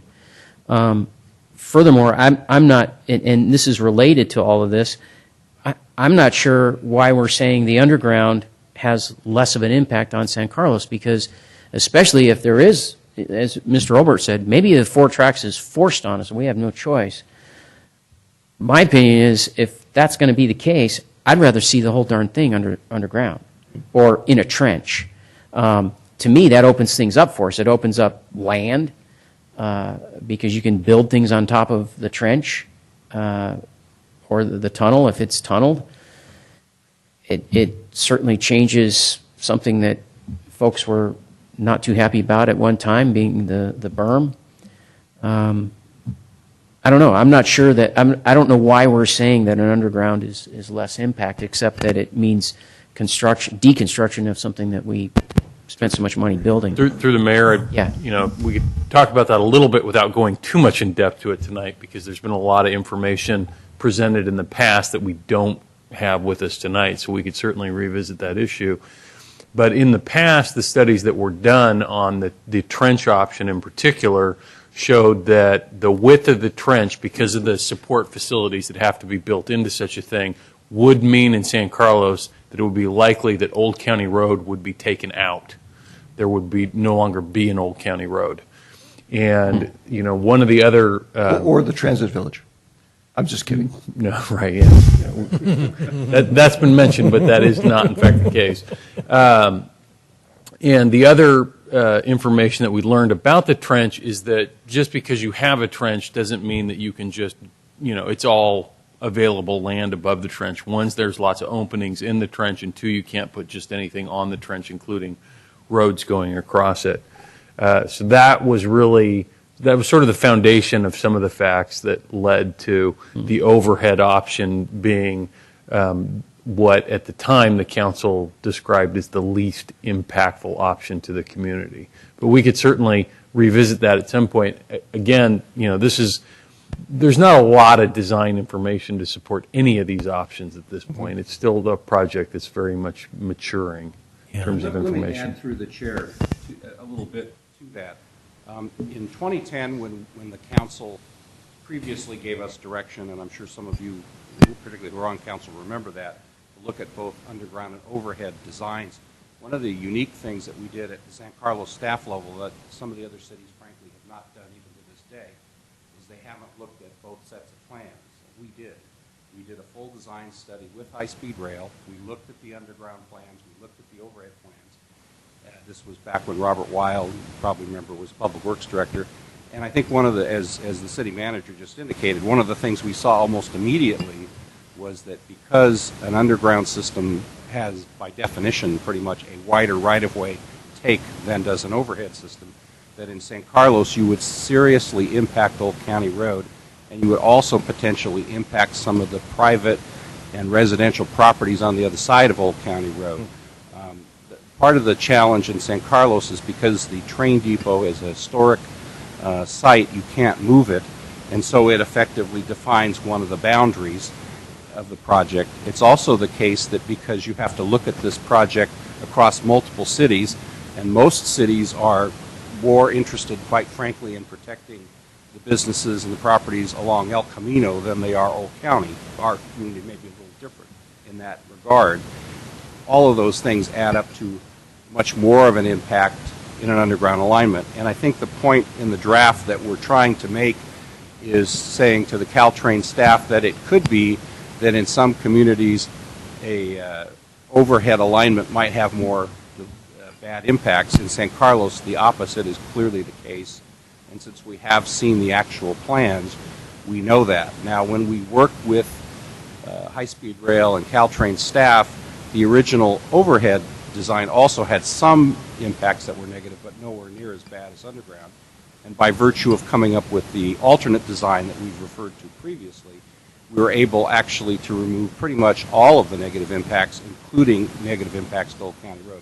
So in this particular draft, that's the reason that the reference is made, is to be on record and to point out that while in other cities underground might have some beneficial impacts, in San Carlos it has some pretty severe negative consequences.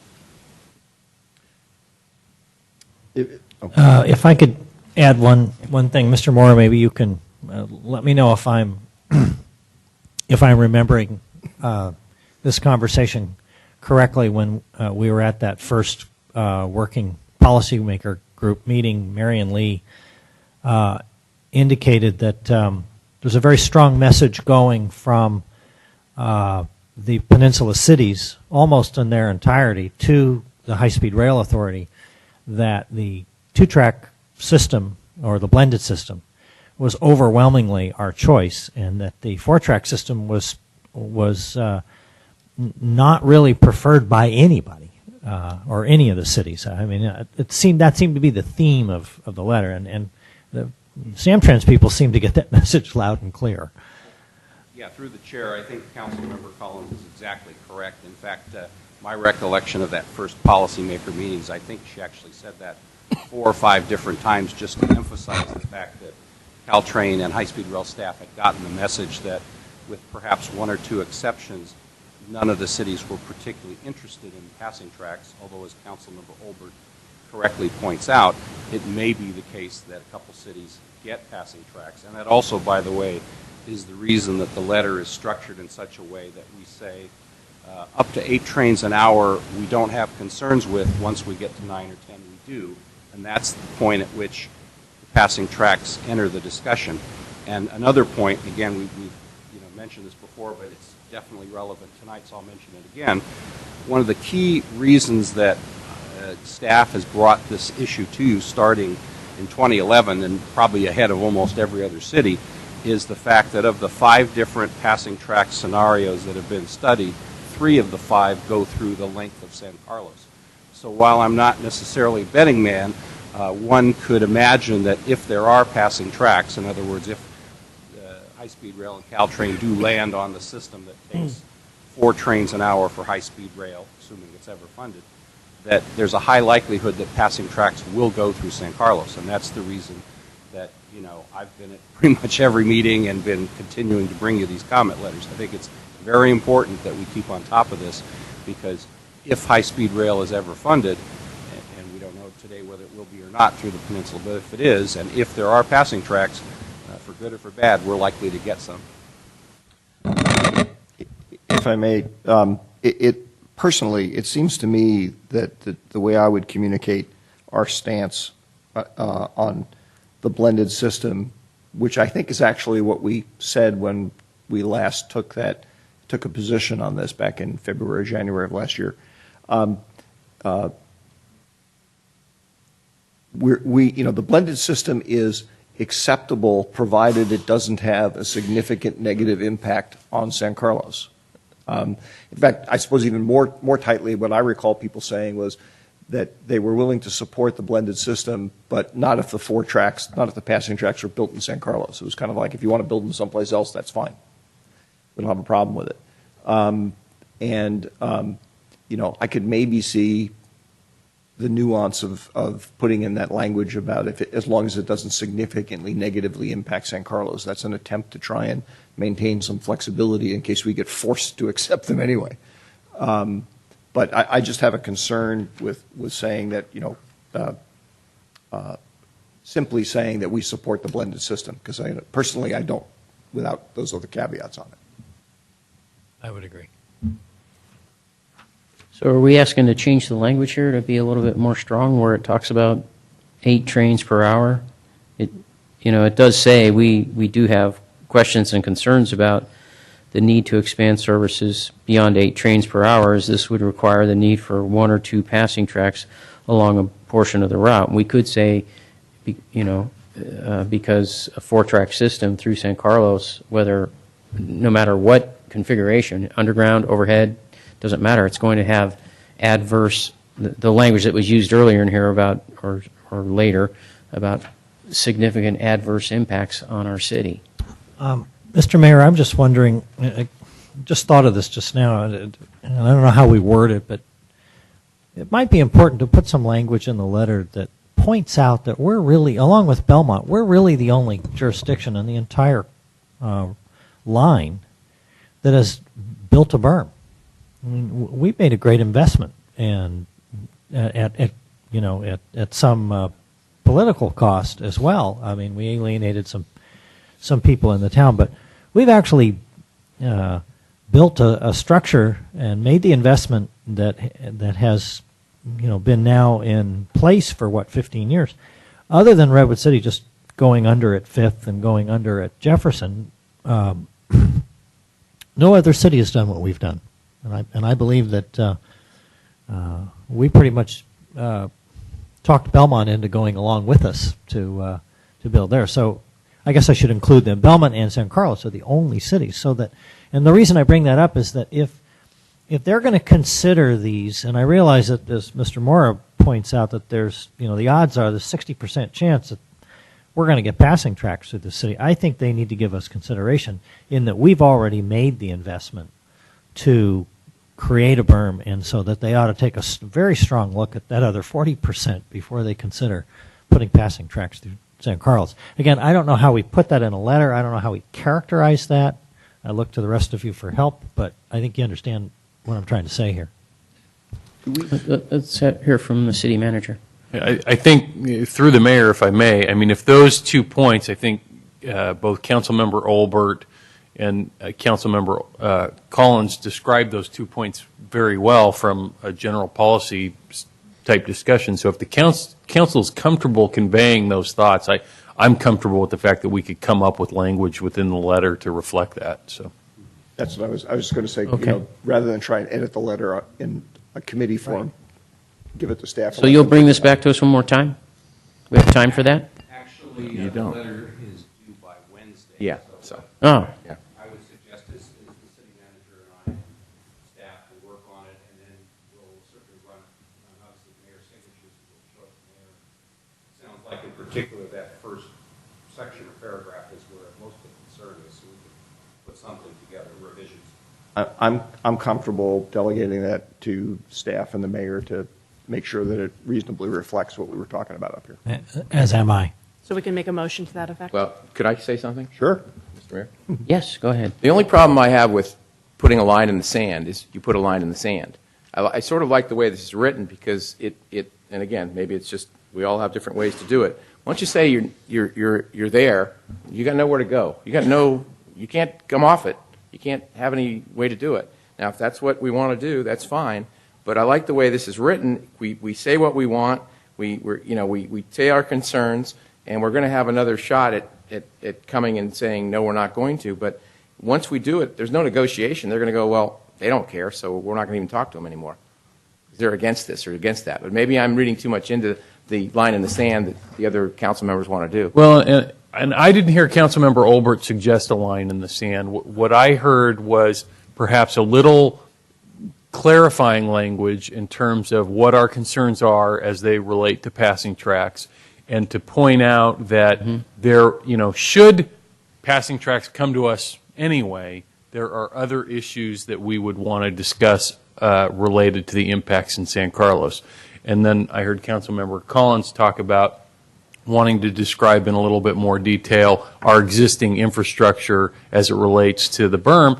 I myself have pointed it out many times that I think as long as these tens of millions of dollars are going to be invested into a project such as this on the peninsula, it makes a lot less sense to me from a financial benefit standpoint to take out an existing berm just to rebuild it when you're going to have to build aerial structures or berms on the rest of the peninsula as well. It seems wasteful to me. Okay, well, I just want to make sure we don't get ourselves into a jackpot that they're going to say, well, they're already decided, so we're not even going to talk to them anymore. I just want to make sure we have a line of communication going both ways. So otherwise, fine. I'm sorry. My point was, and I don't want to belabor it, it's just that I think we need to remind them. Okay. This is what we've been through. I don't want to draw a line in the sand, but right, I just think that's we fine. I just need wanna to make the we don't statement. lock it up. He understood what I said. Yeah. Okay. Good. I didn't. I should have spoken in your direction. That's right. Okay. All right. Good luck with the letter, Mr. Mayor. Yeah. We trust you. We need to make a motion. And I don't think so. We're just giving direction on this. There's no... Authorizing the mayor. Okay. I think we're looking for a motion authorizing the mayor. I move that we authorize the mayor to work with staff to finalize the form of the letter to reflect the input provided by council this evening and to sign the letter. Second. Roll call. Councilmember Clapper? Yes. Councilmember Collins? Yes. Councilmember Grisilli? Yes. Councilmember Olbert? Yes. Mayor Grocott? Well, I'm going to sign the letter, so I guess yes. All right. We are going to turn back in the book to these consent calendar items, and I think we have K, L, and N. KL and N. K, L, and N. Do I have that right? Airlines. Sounds like, yeah, it does. Korean Airlines. All right. So the first one is K, and this has to do with authorizing another we'll round it up, $407,000 to the East Side Connect project. Through the chair, Mr. Yes. Mayor, in the interest of time, I had one very particular issue about the two items I asked to pull. So if we'd like to save time by not having a full-blown presentation, I'm happy to just tee that up and do it. Yeah, and I had pulled these same items, so I Oh, have some you're right. questions too. Okay, sorry. But that's all right. If you want to tee up your questions, and Mr. Walter doesn't have to go through everything. My question simply is that as a general approach to managing budgets, what I always prefer to see is that we first, on any project like this, we when it's over, it looks like it's going to be over budget, we look to do value engineering where appropriate, and where it's not appropriate, we look to other components of the already approved budget to see whether there are things that we can substitute, delay, prioritize. I am always happy to consider increasing budgets, but it's sort of, my preference is only after staff has gone through those other two steps and said, there's nothing, we still can't cover the difference in a reasonable fashion. So, other than that, I mean, I have no objection to the material. I think it clearly stated what the issue was. So. Well, and I guess I will say that the project itself has involved, as we've gotten, it's been about a year now since they've had a fairly complete set of plans and a construction estimate to kind of really begin to put together so that we could put this out to bid. And value engineering, some of the items that they looked at and they ended up taking out of the project.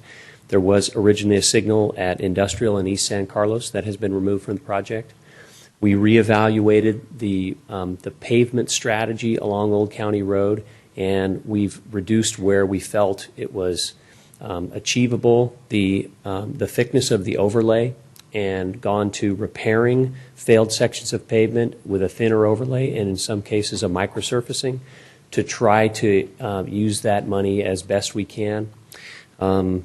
There's been some stamped asphalt that was originally proposed that has been taken out because that's a fairly expensive process as it goes. So the consultant has worked pretty hard with staff to try to come up with some ideas to kind of bring the budget back in line with where we felt we needed to be. And unfortunately, one of the things that we felt absolutely certain we needed to include in this at the end was at least a 10% contingency for the project to go out to construction. And at this point in time, we have included a construction management component, which had not been originally anticipated. So those are some of the things that have sort of conspired against getting the project to stay exactly on the budget that we had for the grant money that was available. Follow up. Why would we not have included the construction management component? I honestly don't know. It just was not something that was included in the early concept, either the grant writing or the discussion as of last year. But it's clear that that's not something that we're going to be able to fully handle with city staff to inspect that with a bunch of the other capital projects that we have. Okay.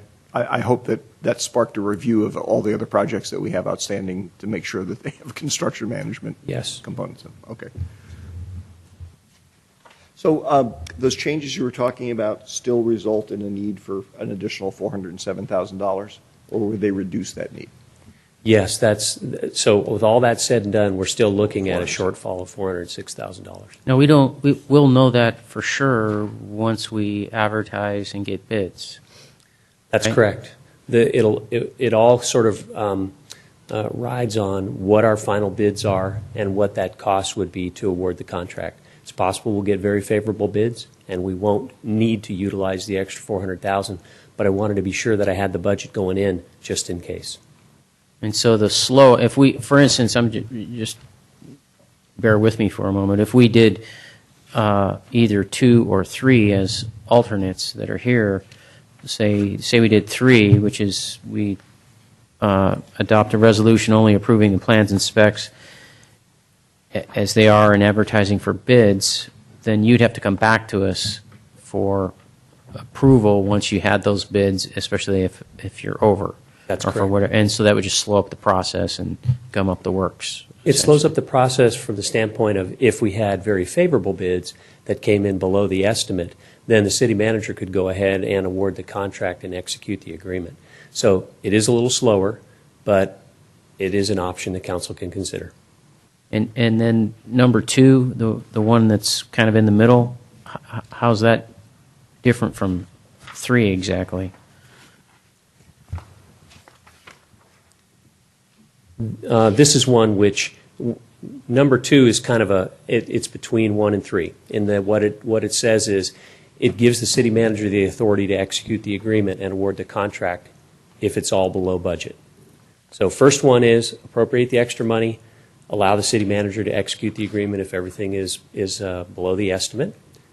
That is probably the quickest of them all. Mm-hmm. The second one basically allows us to go out and advertise. If everything is below the engineer's estimate, allows the city manager to award the contract. The third one is just advertise and come back to the council for the award of the contract and any appropriation of funding if it was needed. I see. And there are no other projects that staff has identified in the capital budget that could be reduced or delayed or whatnot to cover the shortfall? We didn't identify any other projects which we felt could do that. The value of this additional grant that we received for street reconstruction, it kind of essentially offsets instead of doing more paving on the paving project this summer, we essentially use this money. So it's sort of deferring a portion of that. Right. I was going to argue that's the trade-off you made, is you deferred street maintenance. A question on, this impacts Old County Road, correct? Yes. And so I know we had businesses on Old County Road that have had trouble with flooding, and I remember bringing that to the attention of the city manager that we've got some, especially as you get closer to Belmont, and the answer I got at the time was that'll be less an issue once we repave, because right now the road, there's parts of it that are at a camber, and that'll go away because we'll dig it out and repave it and so forth, and that'll help the flooding issue. Is that still? That's still part of it. It's part at least in my opinion, there's a minor effect, minor beneficial effect. It's not going to solve all the flooding problems up there. Right. But it will do something to help the drainage along the roadway in that area. Okay. All right. Very good. Thank you. Any discussion, or you want to make a motion and then have some discussion on this, or? I think I'd like to hear some ideas. Some ideas. Okay. Some ideas of what? We have 3 choices. Well, 1, 2, 3. I guess I'd like. Or would you like me to hear a motion that I'm going to make? I'll make a motion to approve item 1 or option 1 to adopt a resolution, and I'll read the resolution 2013-8. Approve the plans and specifications for the East Side Connect Project C94969. Authorize advertisement, increase the appropriation by $406,594. Approve an award of a contract amount and construction contingency if within the construction budget. Authorize the city manager to execute a contract with the lowest responsive and responsible bidder. Second. Thank you. All right. We might have a little bit of discussion on this, or is? Yeah. Yeah. Okay. Mr. Collins, go ahead. And I apologize. I'm out of the room, and this may have been discussed. I guess I want to hear from are the city manager and public works director reasonably comfortable with increasing this budget by $400,000, or do you think we won't need to do it? I mean, I just want a sense of what you're feeling about this. I think it's our recommendation to do it.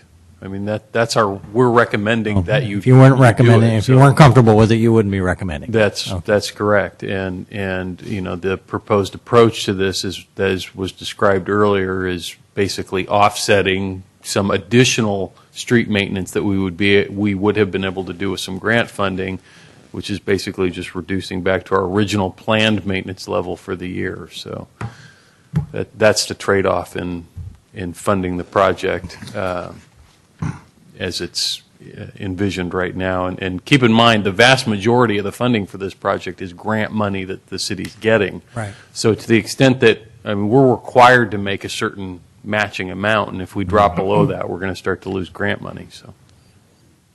So the motion is for option one, is that correct? Yes. Okay. However, I just want to be clear, if we did put up option 2 and that were to pass, there's a certain funding amount that you would be authorized, even if we were over, to go ahead and go forward with the project. If it's within your You're basically just adjusting the project estimate at this point up $400,000. I mean, the bids are going to be whatever the bids are. If the bids come in, if you adjust it up to $400,000 and it comes in up $400,000 or below, I'm going to be able to authorize the project and move it forward. If they come in over that, we're going to be back before council. If you don't make that change, then basically, you know, if they come, same scenario, it's just a lower threshold to come back to council, and our own engineer estimates are saying, you know, we think it's going to be 400,000 higher than what we've estimated in the past. So,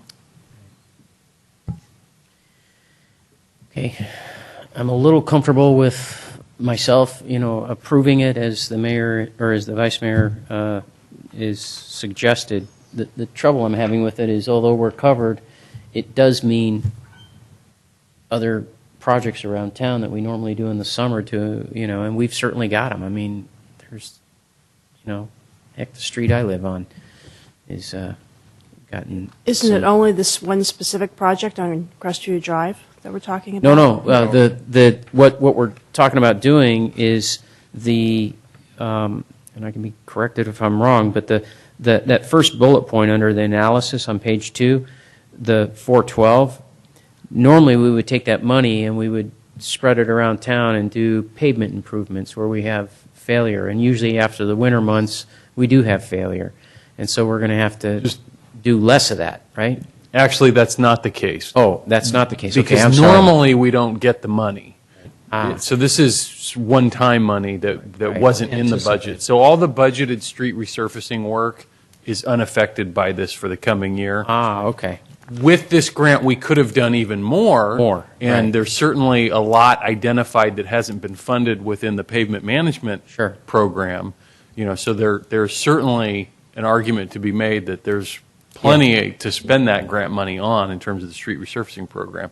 But what we had planned to do, we're still going to do 8 months ago when we adopted the budget, we're still going to do. Okay, that makes me feel more comfortable. All right. We just won't be digging into the backlog that we have. Right.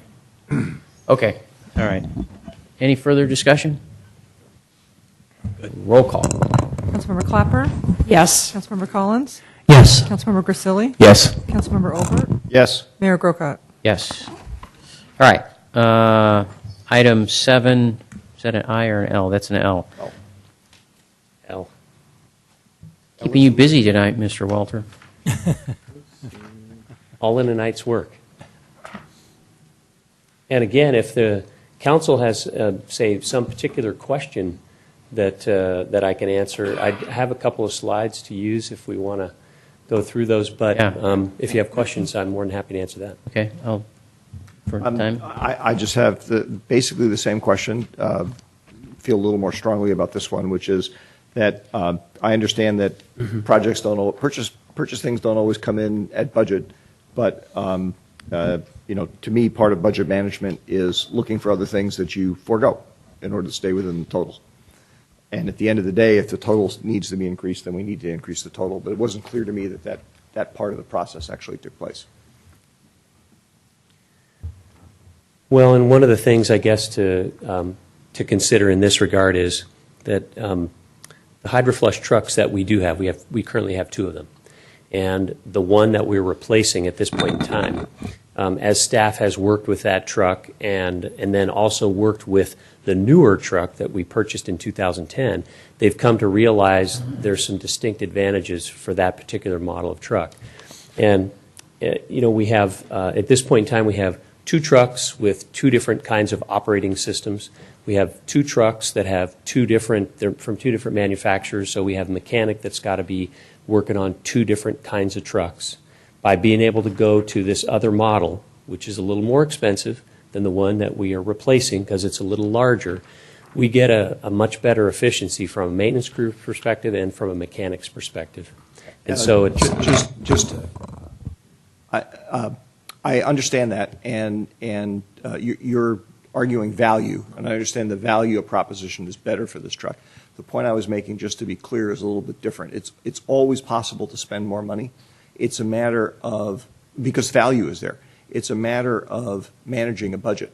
It's like when I build a new computer for myself. I always tell my wife how much I'm going to spend, and then the actual cost comes in higher, because there's always stuff that I think of that I want to put in. If she really wised up to what I was doing, she'd say, well, you got to cut back your expenditure someplace else. And that's really what I'm Duly getting at. noted. Wasn't this budget done 5 years ago? If I may, This amount? This item's not actually, this vac truck is not actually in the budget. It's on a schedule that's part of an equipment replacement fund. It wasn't done this year. So the council has set aside money in the budget for the fund. We've said, based on our schedule, we need X number of dollars this coming year to replace a whole bunch of equipment that's on our schedule to be replaced, and you've approved that number. So from that perspective, I think maybe what wasn't clear in the staff report and will be in the future is that this expenditure on this truck is not going to have an impact on the amount that the council has budgeted for the fund for the year.